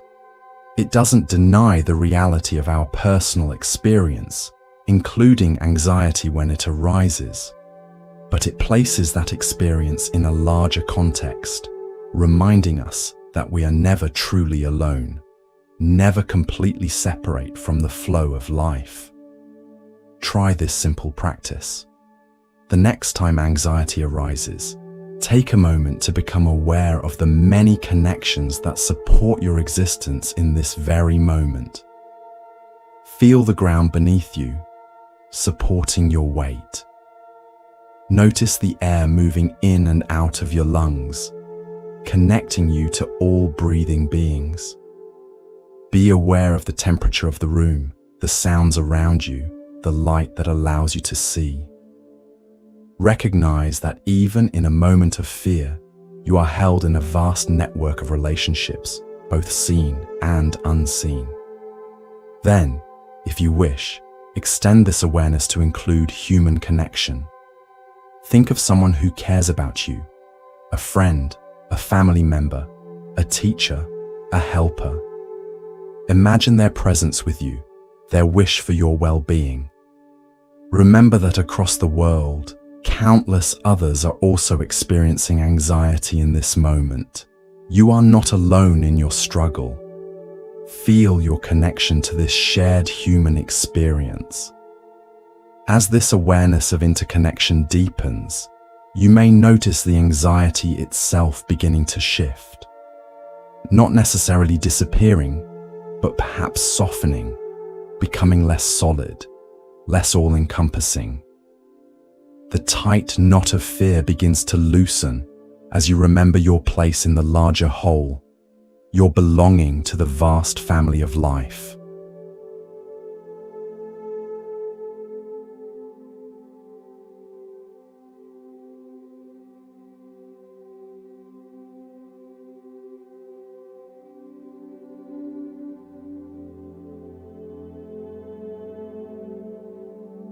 The Buddha expressed this understanding of interconnectedness in the teaching of dependent origination, which points to how all phenomena arise in dependence on multiple causes and conditions.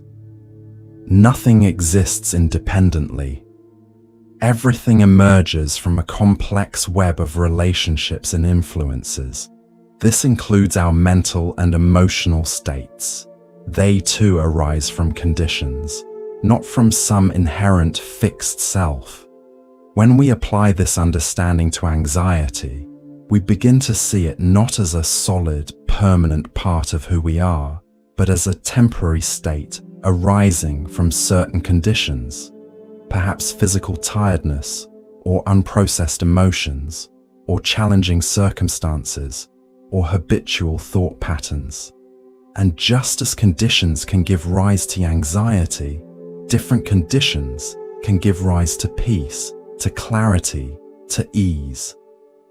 This recognition is empowering. It means we're not stuck with anxiety as an inherent trait or permanent condition. By working skillfully with conditions, adjusting our environment, caring for our physical needs, cultivating supportive relationships, practicing mindfulness and compassion, we can create the causes for greater well-being to arise. Not through force or control, but through wise attention to the conditions that support peace rather than distress. Interconnection also reminds us that we can draw on resources beyond our individual selves when facing anxiety.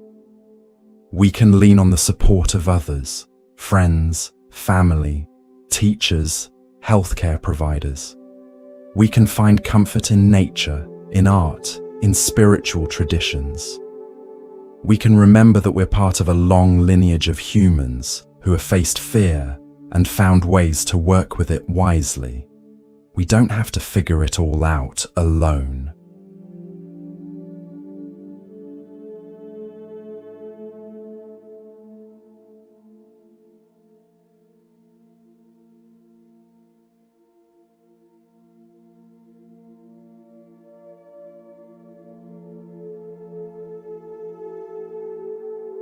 Another powerful Buddhist teaching that can transform our relationship with anxiety is the cultivation of the 4 Brahma Viharas, or divine abodes, qualities of heart that create a sense of spaciousness and freedom. These are loving kindness, metta, compassion, karuna, appreciative joy, mudita, and equanimity, upekkha. These heart qualities act as natural antidotes to the constriction of anxiety. Where anxiety tightens, these qualities open. Where fear separates, these qualities connect. Where worry creates turbulence, these qualities bring balance. By intentionally cultivating these states, we create inner conditions less hospitable to anxiety and more supportive of peace. Let's explore these 4 heart qualities more deeply, with specific practices for each that you can incorporate into your daily life to work with anxiety.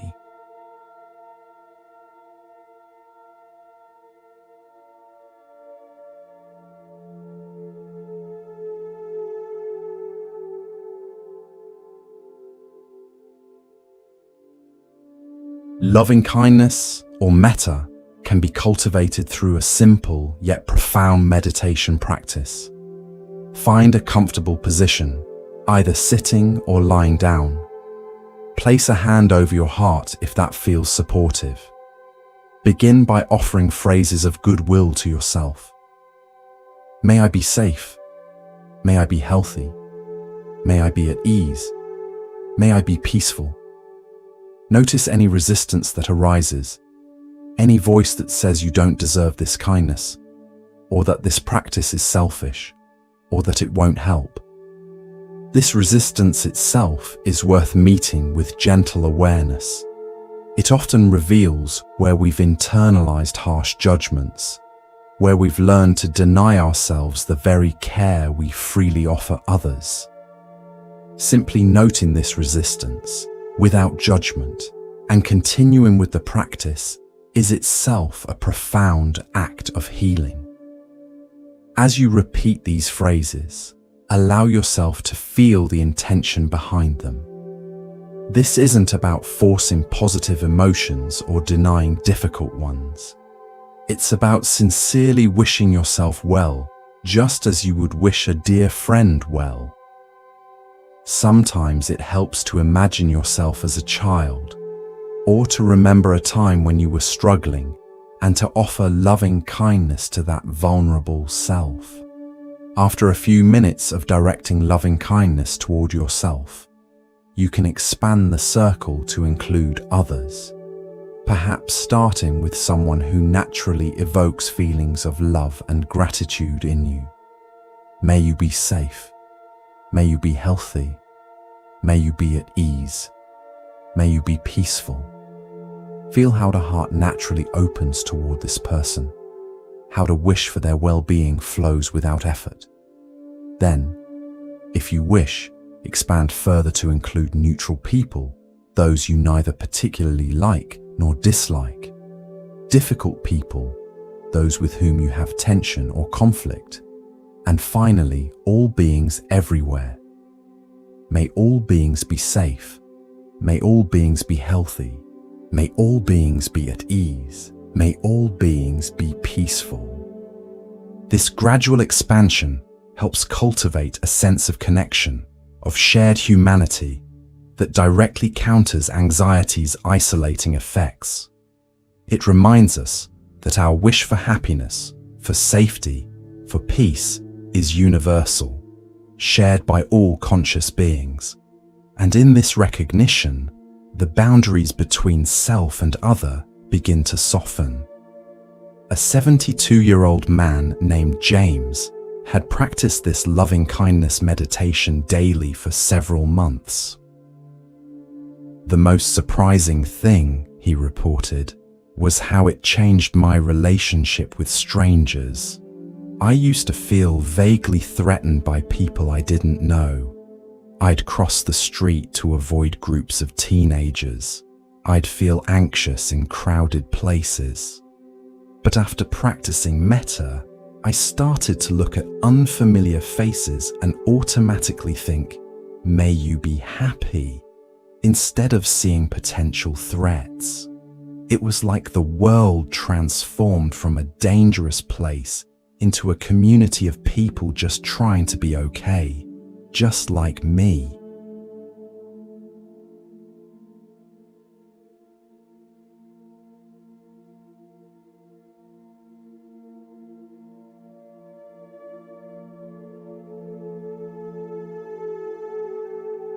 Compassion, or karuna, builds on the foundation of loving-kindness but responds specifically to suffering, our own and others. Where anxiety tends to contract around pain, creating resistance and fear, compassion opens toward difficulty with warmth and care. It acknowledges suffering without either minimizing it or becoming overwhelmed by it. A simple compassion practice begins with mindful awareness of your own experience. When anxiety arises, try placing a hand on your heart or another soothing spot on your body.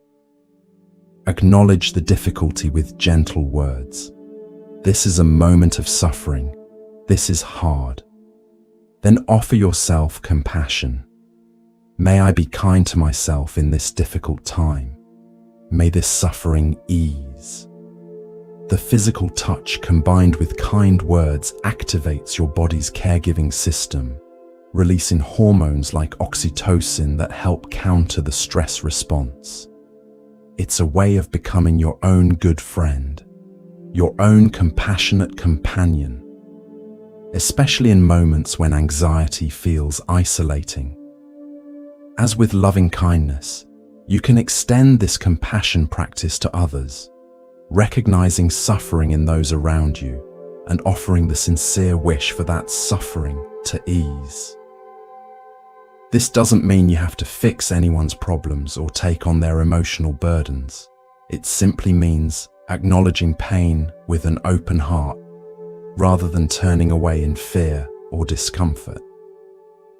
Sarah, a 68-year-old retired teacher, found that compassion practice transformed her relationship with chronic pain and the anxiety it triggered. "I used to fight against the pain," she said. "I'd get angry at my body, frustrated with my limitations, terrified that it would never end. But learning to meet the pain with compassion, to say, 'This is really hard, may I be kind to myself right now,' changed everything. The pain is still there, but my relationship with it is different. There's less fear, less struggle, and strangely, that often means less pain too."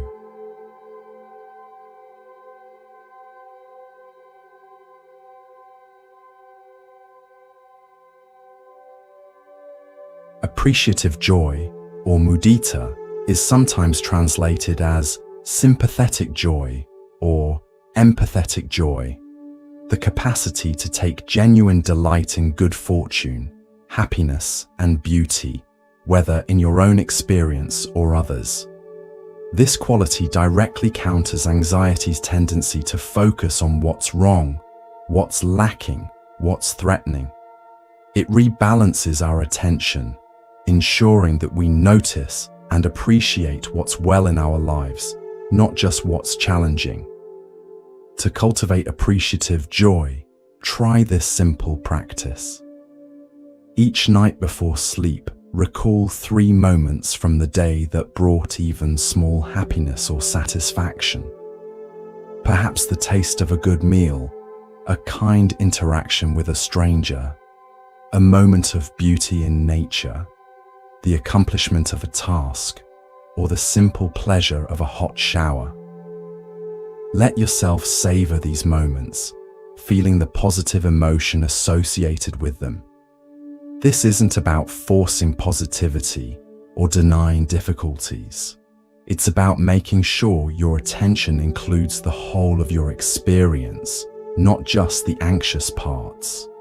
You can extend this practice to include joy at others' happiness as well. When you witness someone else's good fortune, success, or pleasure, whether a friend, family member, or stranger, consciously cultivate gladness for them. How wonderful that they're experiencing this happiness. May it continue and grow. This practice helps counter tendencies toward envy or comparison that can fuel anxiety and isolation. Michael, a 75-year-old man who had struggled with anxiety for decades, found that practicing appreciative joy gradually shifted his default attention. I used to immediately notice what was wrong in any situation, he said. The one cloud in an otherwise blue sky. The one thing that didn't go according to plan in an otherwise good day. My mind was like a negativity magnet. Learning to intentionally notice and appreciate good things, even tiny things like the warmth of sunlight on my face or the sound of birds in the morning, started to rewire that habit. Now I still notice problems, but I also naturally notice beauty, kindness, things to be grateful for, and that broader perspective makes anxiety less overwhelming.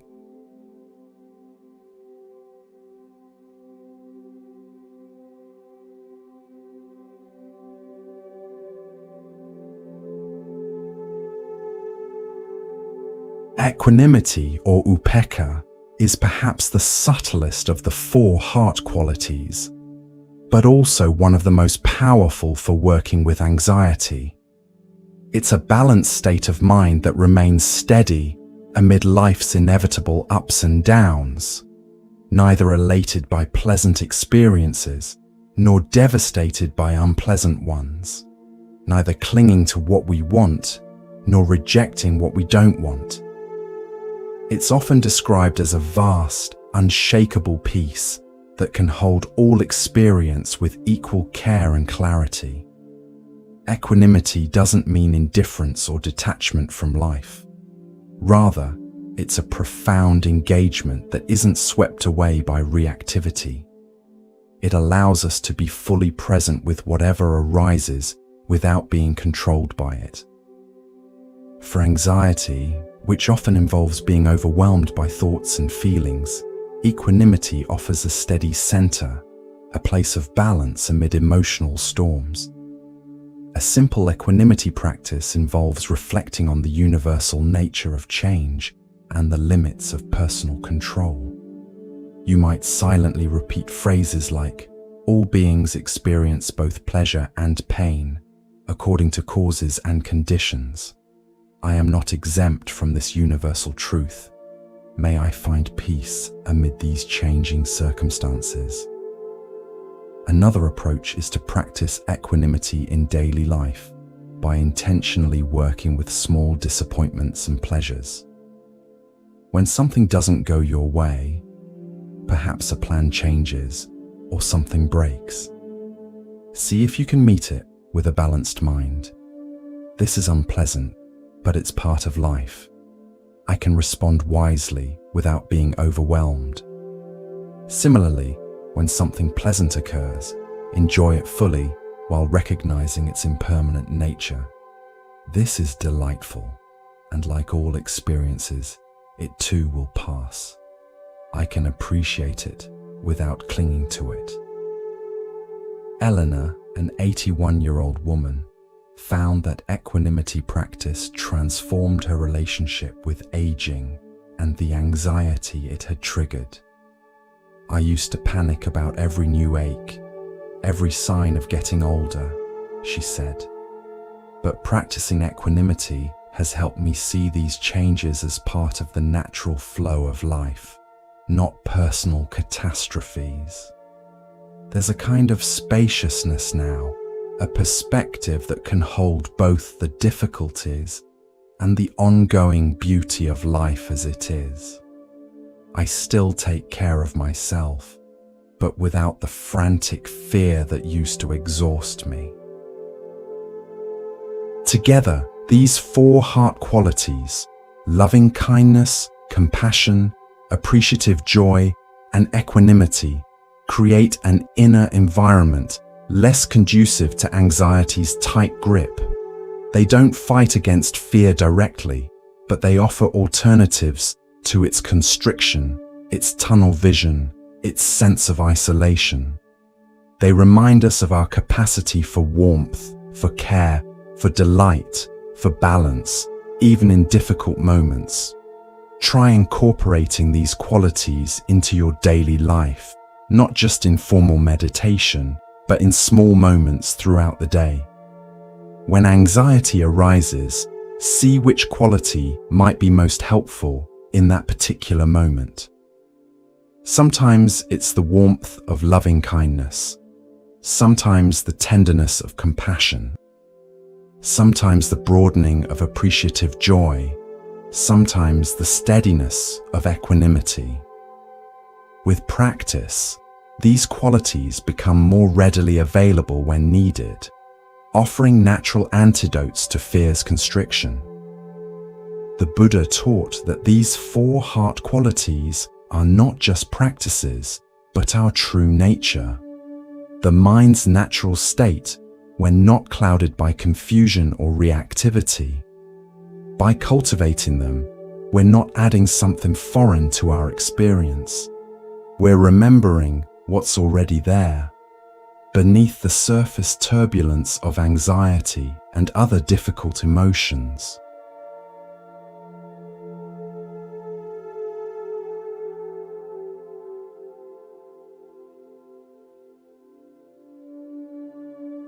Now let's turn to one more powerful Buddhist teaching that can help transform anxiety: the practice of taking refuge. In Buddhist tradition, practitioners take refuge in three sources of support and guidance: the Buddha, representing awakened awareness; the Dharma, the teachings and truth; and the Sangha, the community of practitioners. This act of taking refuge isn't about blind faith or dependency. It's about connecting with sources of wisdom and support beyond our individual, limited perspective. When anxiety arises, it often creates a sense of being adrift, unmoored, without solid ground.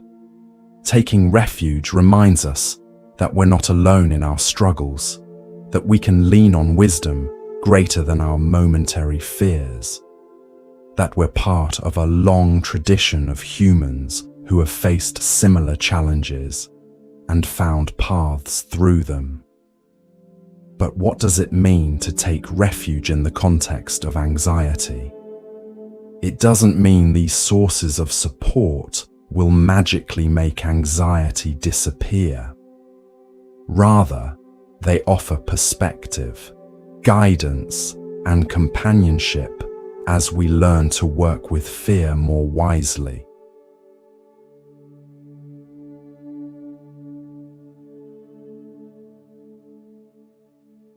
Taking refuge in the Buddha means remembering our own capacity for awareness, for clarity, for wakefulness. Even in moments of intense anxiety, there's a part of us that's able to witness the experience without being completely overwhelmed by it. This witnessing awareness, this clarity that knows anxiety is present without being identical to the anxiety, is what Buddhist tradition points to as our Buddha nature, our inherent capacity for awakened presence. When caught in fear, we can take refuge in this awareness, remembering that we are more than our momentary emotional state. We can rest in the space that knows anxiety rather than being wholly identified with the anxiety itself. This shift in perspective from "I am anxious" to "I am aware of anxiety" creates crucial breathing room, a sense of having ground under our feet, even in turbulent emotional weather.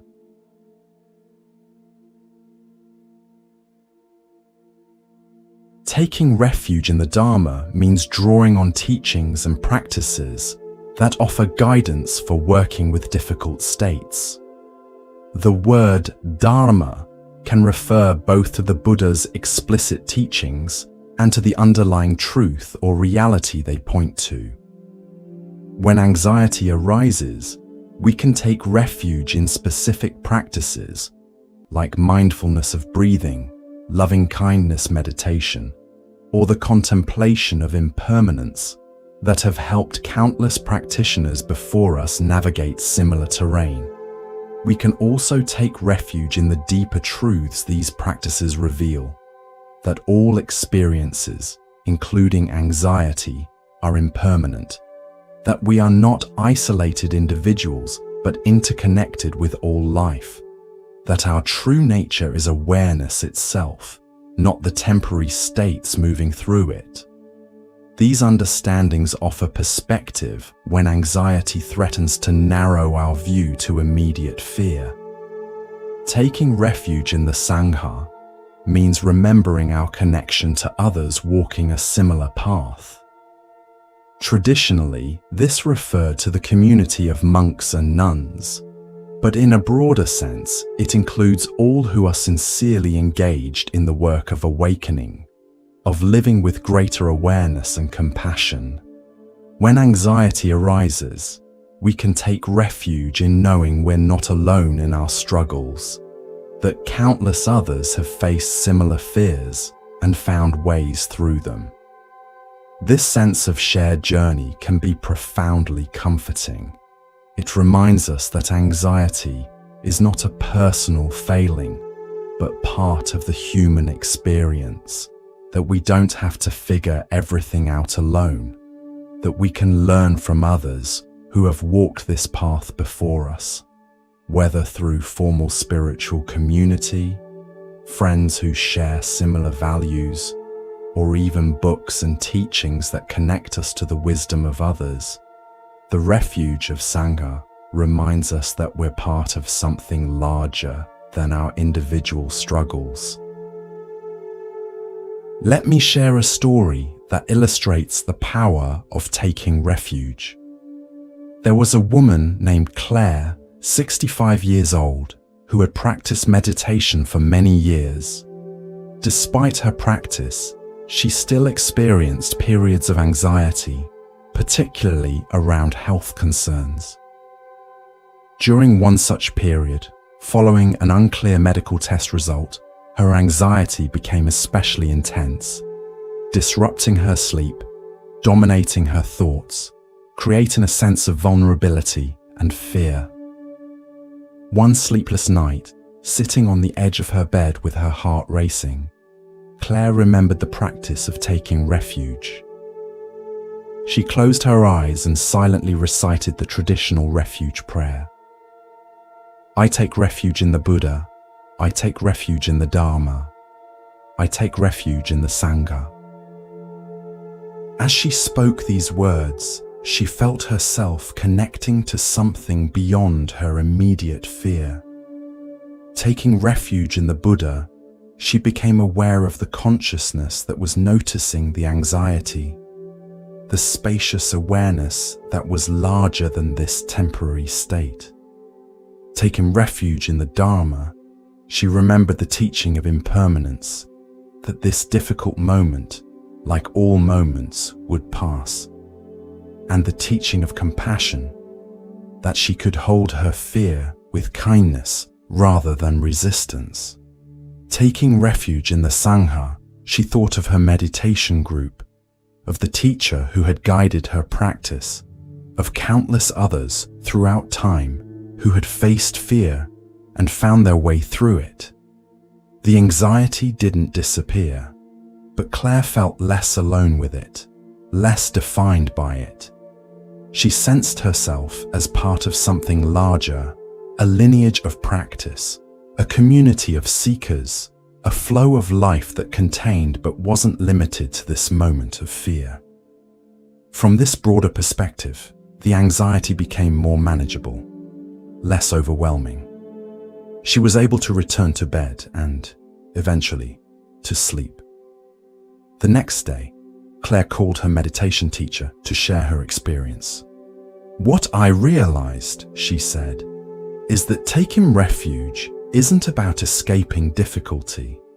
It's about finding firm ground within it, about remembering resources that are always available, even when fear is strong.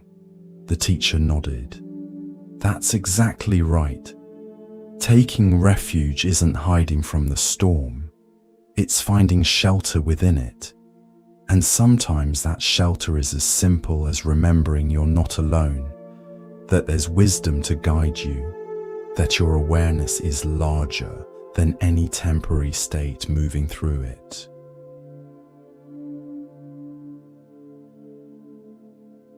You can practice taking refuge in your own way, adapting it to what feels meaningful and supportive for you. It might be a formal recitation, like Claire's, or a simpler remembrance of the resources available to you, both internal, your own capacity for awareness, for kindness, for perspective, and external, teachings that have helped you, people who support your journey, traditions that offer guidance.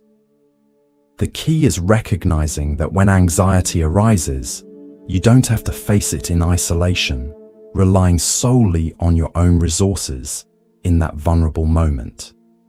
You can draw on wisdom larger than your individual perspective, on practices tested by time, on the companionship of others walking a similar path. This recognition itself helps ease anxiety's grip, reminding you that you're part of something larger than your momentary fears. Taking refuge doesn't mean anxiety will never arise. It means you have support when it does. It means you're not starting from scratch each time fear appears.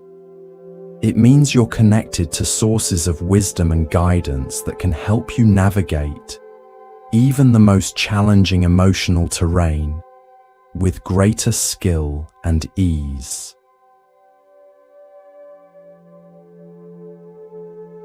In the gentle silence that follows taking refuge, allow yourself to rest in the simplicity of this moment. Feel your body supported, your breath flowing naturally, your awareness like the sky holding all experience with spaciousness and care. This awareness is always available to you, a refuge in itself, clear, open, untroubled by the temporary weather of thoughts and emotions. As we come to the end of this exploration of Buddhist teachings for anxiety, remember that these practices are not about achieving some perfect state of calm. They're about meeting life as it is, with all its complexity and challenge, with greater wisdom and compassion. They're about finding freedom not from difficult emotions, but within them, discovering that peace is possible even when anxiety is present. The path is not linear. There will be times when these practices flow easily, when awareness feels spacious and clear. There will be other times when anxiety feels overwhelming, when it's hard to remember these teachings in the heat of fear. This too is part of the path. The Buddha never promised that practice would be smooth or that progress would be steady. He simply offered tools for meeting whatever arises with greater skill and care.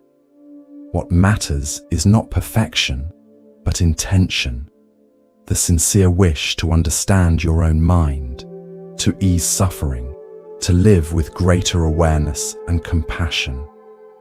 Each time you remember to breathe with anxiety rather than fighting it, each time you offer yourself kindness in a difficult moment, each time you recognize a thought as just a thought, these are victories.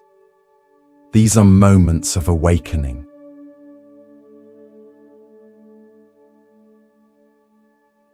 The Buddhist teacher Pema Chodron, known for her accessible teachings on working with difficult emotions, writes, "We think that the point is to pass the test or overcome the problem. But the truth is that things don't really get solved. They come together and they fall apart. Then they come together again and fall apart again. It's just like that. The healing comes from letting there be room for all of this to happen.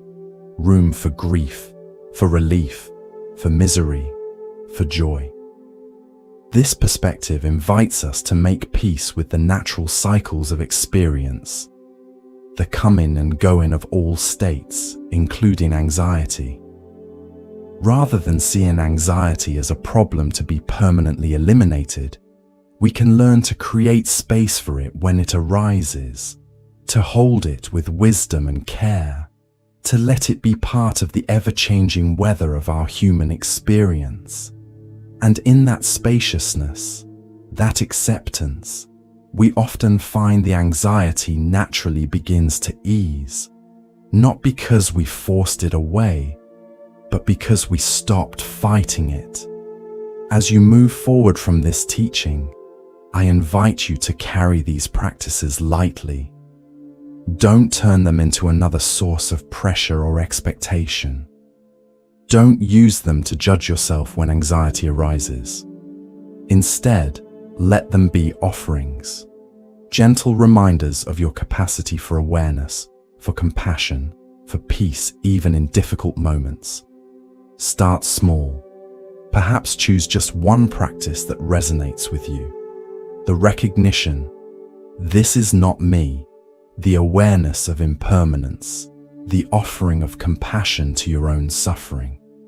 Work with it daily, in small ways, bringing it to ordinary moments before applying it to intense anxiety. Like learning any skill, these practices grow stronger with use. Be patient with yourself. Be gentle. Remember that each moment of practice, however brief, plants seeds that will bear fruit in time.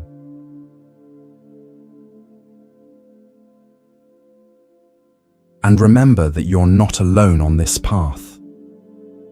From the Buddha's time to the present day, countless practitioners have worked with anxiety, with fear, with all the challenges of being human.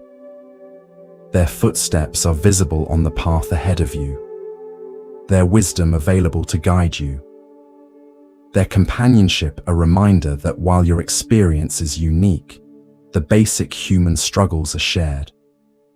You are part of a vast, invisible community of seekers, those who have gone before, those who practice alongside you now, those who will come after. In this connection, there is strength. In this belonging, there is comfort. If you've stayed with me through this exploration, I want to acknowledge the attention, the care, the sincerity you've brought to this journey. The very fact that you're listening, that you're open to these teachings, that you're willing to look at anxiety with curiosity rather than just trying to escape it. This itself is a profound act of courage and wisdom. It's the beginning of transformation. The Buddha is said to have described his teaching as being like a finger pointing to the moon. The words themselves are not the truth, but they point toward a truth that can be directly experienced. My words tonight have been just such a pointing. The real discovery, the real transformation, happens in your own direct experience as you work with these practices in your daily life. Trust that experience. Let it be your guide. Let it reveal the wisdom that's already within you, waiting to be uncovered.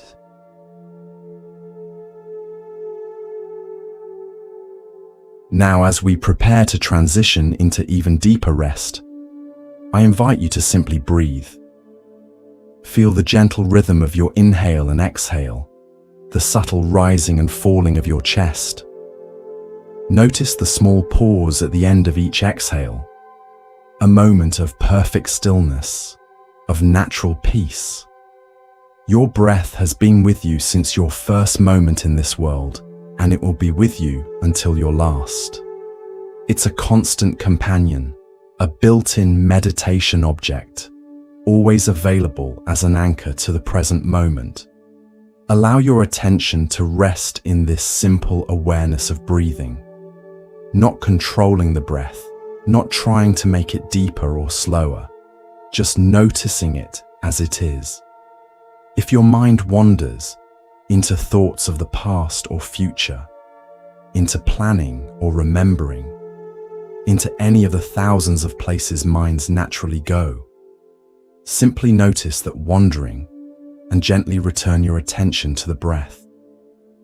Not with judgment, not with frustration, but with the same patient kindness you might show a child who has wandered off a path.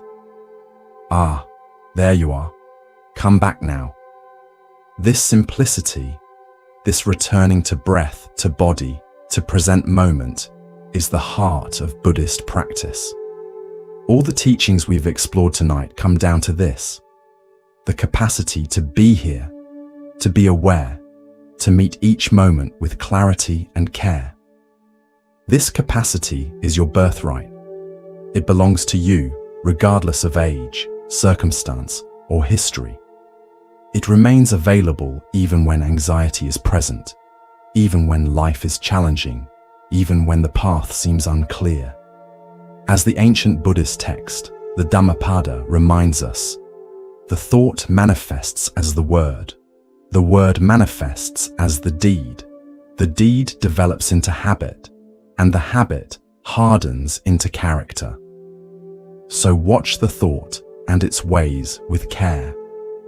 Each time you remember to meet anxiety with awareness rather than resistance, with compassion rather than judgment, you're creating new patterns in your mind and heart. You're cultivating habits of peace that will, with time and practice, become your natural response to difficulty.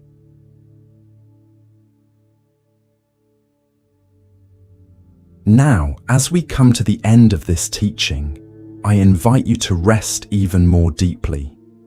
Let your body become heavy and comfortable. Let your breath find its own natural rhythm. Let your mind settle, like a jar of water that, left undisturbed, gradually becomes clear as the sediment sinks to the bottom. If you're listening as you prepare for sleep, know that these teachings will continue to work in you even as you rest. The seeds of awareness, of compassion, of peace that have been planted tonight will grow in their own time, in their own way. Trust this process. Allow it to unfold naturally, without forcing, without striving. And if anxiety should visit you in the night, as it sometimes does, emerge from the depths when the conscious mind relaxes its guard, remember that you have tools to work with it wisely. Remember that you can breathe with it rather than fighting it. Remember that you can offer it kindness rather than resistance. Remember that you can recognize it as a temporary visitor rather than a permanent resident of your mind and heart. In the words of the Buddha, peace comes from within. Do not seek it without. This peace is your true nature, not something to be achieved or earned, but something to be uncovered, remembered, returned to.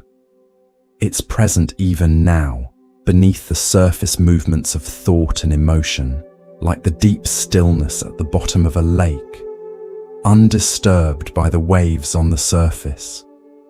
Rest in this peace. Trust this peace. Allow it to hold you, to heal you, to guide you home to your own true nature, spacious, aware, at ease.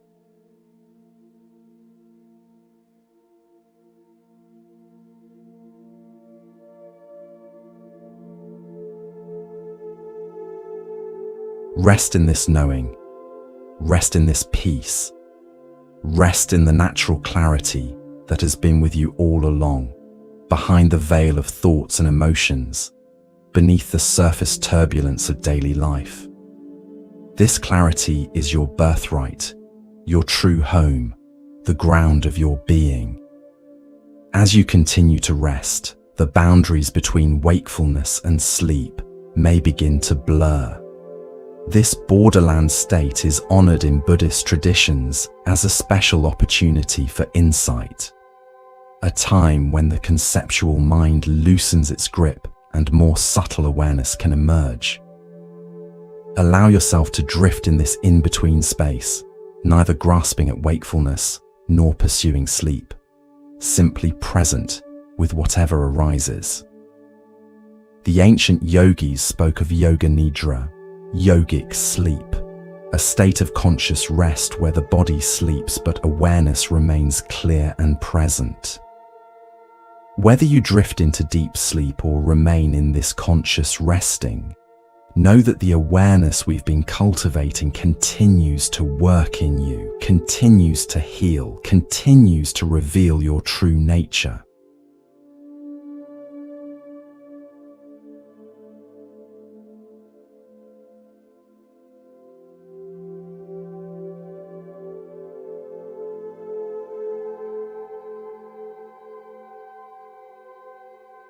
Every breath you take is a reminder of the constant flow of life through you, the giving and receiving that connects you to all living beings, to the earth itself.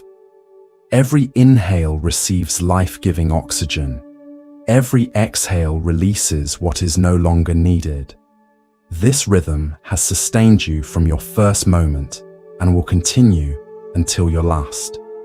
It requires no effort, no management, no control. Only your grateful participation in the miracle of being alive.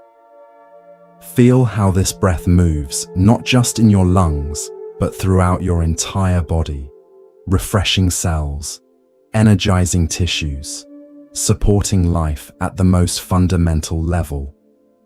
This breath is both utterly ordinary and completely miraculous. A constant reminder of your place in the web of life, your participation in the vast exchange that sustains all beings. As you rest in this awareness of breath, allow any remaining tension in your body to soften and release. Perhaps scan your body slowly from head to toe, offering gentle attention to each area, inviting relaxation wherever you find holding or tightness. The body knows how to release, how to heal, how to return to its natural state of ease if we simply give it permission, if we simply get out of its way.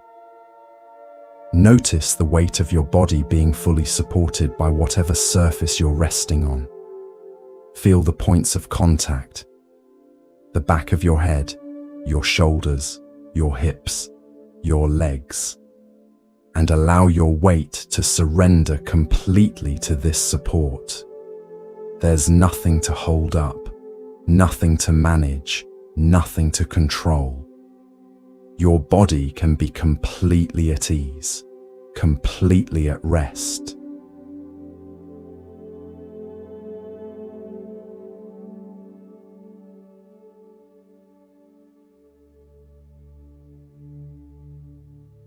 As the body relaxes more deeply, you may notice subtle sensations that were previously obscured by tension or movement.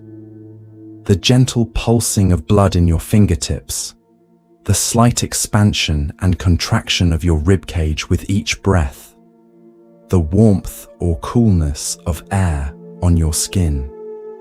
These delicate perceptions are available when the mind grows quiet, when awareness becomes more refined, when we settle into the simplicity of just being. Buddhist practice invites us into this intimate relationship with direct experience, not filtered through concepts or judgments, not diluted by distraction or resistance, but met directly, freshly, with the clear light of awareness. This is the essence of mindfulness. This direct, non-conceptual knowing of experience as it unfolds moment by moment.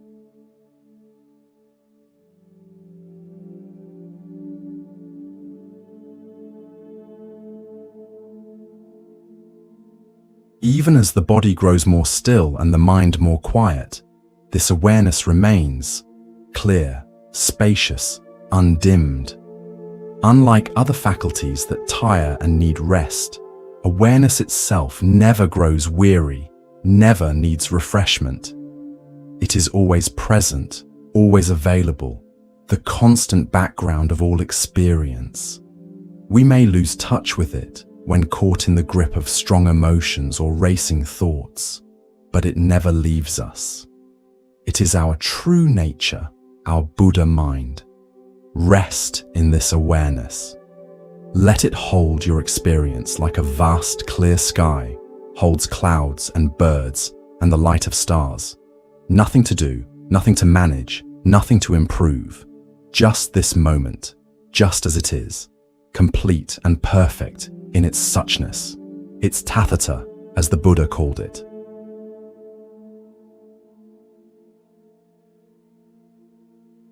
If thoughts continue to arise, perhaps reflections on the teachings you've heard, perhaps concerns about tomorrow, perhaps remnants of the day's activities, simply notice them without getting caught in their stories. See how they arise from nowhere, linger for a moment, and dissolve back into silence. You don't need to follow them. You don't need to complete them. You don't need to do anything with them at all.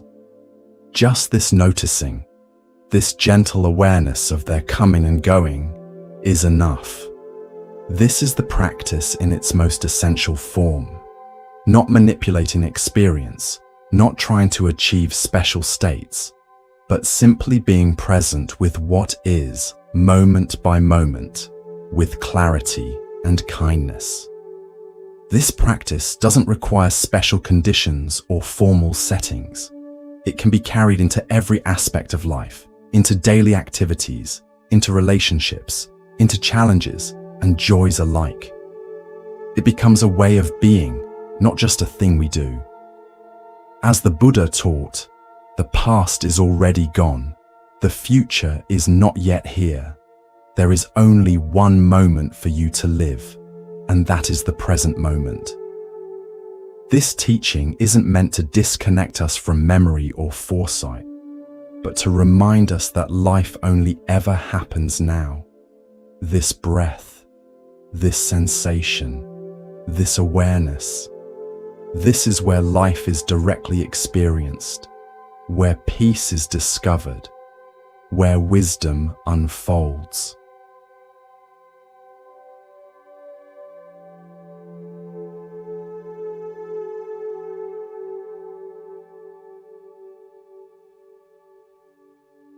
The great Tibetan master Padmasambhava taught, "The nature of mind is the unity of awareness and emptiness."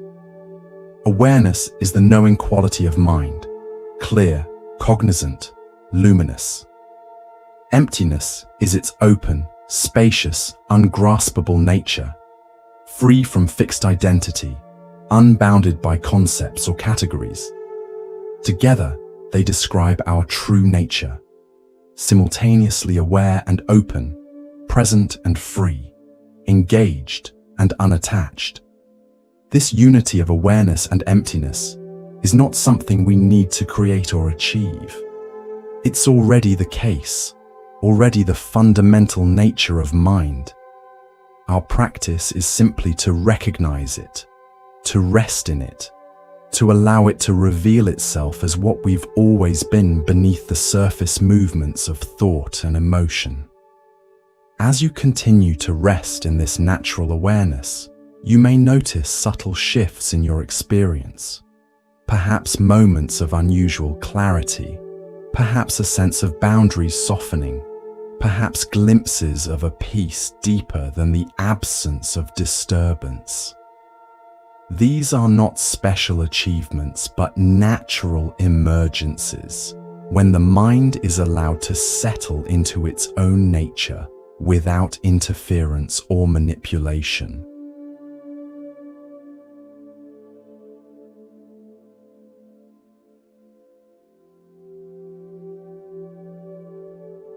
Throughout Buddhist traditions, sleep is recognized as an opportunity for practice, for insight, for healing. The Tibetan tradition in particular offers rich teachings on dream yoga and sleep yoga, practices that invite us to maintain awareness through the transitions between waking and sleeping, to recognize the dreamlike nature of all experience, to discover the luminous awareness that continues even as the body and conceptual mind rest. Whether you're approaching sleep or simply resting in deep relaxation, know that the awareness we've been cultivating continues to work in you. The seeds of mindfulness, of compassion, of wisdom that have been planted in your consciousness will continue to grow, to deepen, to bear fruit in their own time and way. Trust this process. Allow it to unfold naturally, without forcing, without striving. The Zen tradition speaks of effortless effort, or non-doing doing, a way of engaging with practice that doesn't rely on willpower or control, but on allowing natural wisdom to emerge when we get out of our own way, when we release the habitual patterns that obscure our true nature.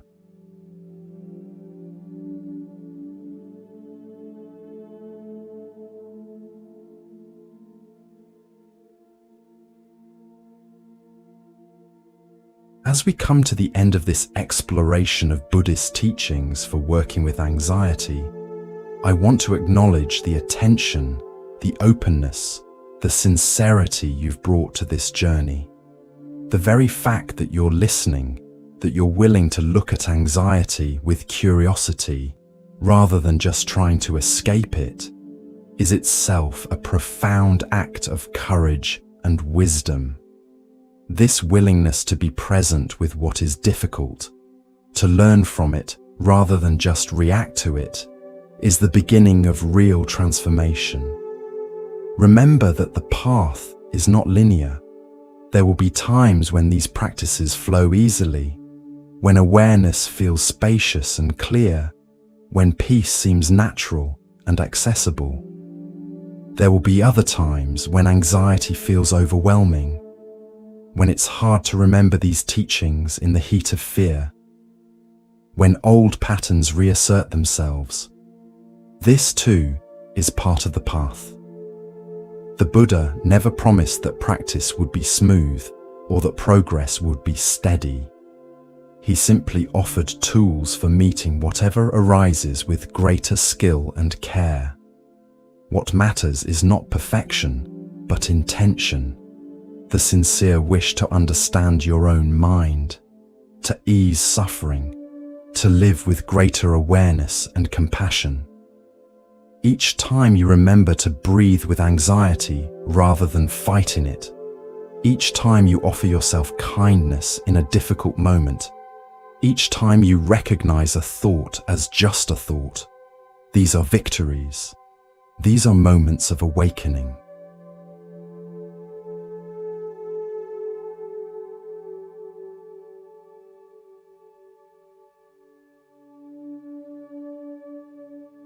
As the Tibetan Buddhist teacher Mingyur Rinpoche, who himself has experienced panic attacks, writes, "Awareness is the basis, or what you might call the support, of the mind. It is steady and unchanging, like the pole to which the flag of ordinary consciousness is attached. When we recognize and become grounded in awareness of awareness, the wind of emotion may still blow. But instead of being carried away by the wind, we turn our attention inward, watching the shifts and changes with the intention of becoming familiar with that aspect of consciousness that recognizes, oh, this is what I'm feeling, this is what I'm thinking. As we do so, a bit of space opens up within us. With practice, that space, which is the mind's natural clarity, begins to expand and settle. This space, this clarity, is always available to you in moments of ease and in moments of anxiety, in the middle of the night and in the full light of day, in solitude, and in relationship. It is your true nature, your Buddha mind, your birthright as a conscious being. No matter how strong the anxiety, no matter how convincing the fear, this clear, open awareness remains, ready to be recognized, ready to be remembered, ready to hold your experience with wisdom and care.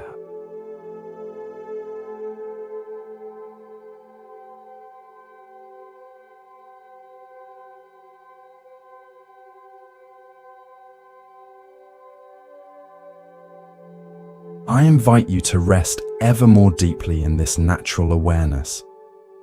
Let your body be completely at ease, supported and held. Let your breath find its own rhythm, without control or manipulation. Let your mind settle into its own clarity, neither grasping at thoughts nor pushing them away. If you're prepared for sleep, allow yourself to drift naturally toward that threshold, carrying the peace of these teachings with you into dreams and deep rest. If you're continuing in wakeful relaxation, simply be with what is, moment by moment, with gentle attention and an open heart. Either way, know that you carry these teachings within you now. They've been planted in the fertile soil of your attention, your sincerity, your wish for freedom from suffering. They'll continue to work in you, to unfold in their own way, to bear fruit in their own time, not through force or control, but through the natural wisdom of your own awareness. May you rest well. May you wake refreshed. And may you carry the peace of these teachings into all aspects of your life, finding in them whatever serves your journey toward greater ease, greater clarity, greater love. Deep peace of the running wave to you. Deep peace of the flowing air to you. Deep peace of the quiet earth to you. Deep peace of the shining stars to you. Deep peace of the infinite peace to you.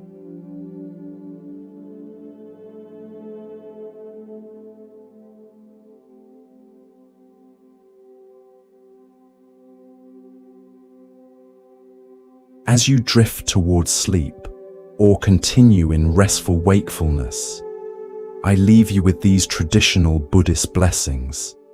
These wishes for well-being that have been offered from heart to heart for thousands of years.